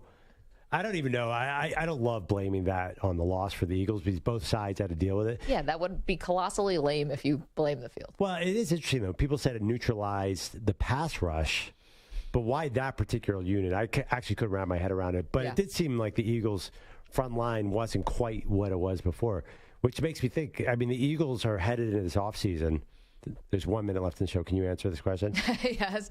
Do we draft another pass rusher? You asking for a friend? Well, I just look at the Super Bowl. We might lose some other guys at free agency. Oh, yeah, there's NFL Network just put up the draft order. The Eagles sit number 10. Somebody who can deal with slippery turf. And yes, a punter who can run a fast 40. That's funny. It's like you're the only combine drill you want to put this person through is... Yes, can you navigate puddles? Yes. Take a hose out and say, run straight forward and don't slip. Yeah, and we'll draft you just off that alone. And then cornerback drill, can you subtly grab this guy's jersey and not get a whistle? That's the real combine test. Who needs, putting up 225? I'm over it, Maggie. I'm over it. I'm doing Sounds good. like it. I'm barely only think about 10 or 11 times a day. Well, it's progress. Thank you to Mike Samter, to Stu Kovacs. Thank you to Antoine Davis from Detroit Mercy. He was a delight. Thank you to Spike Eskin, our boss, the lawyers at Odyssey for greenlighting Perloff's Peanut Butter Challenge. To the Weedos and the Purple Drinkers in the chat, we can't do the show without you. Thank you so much. Have a good weekend.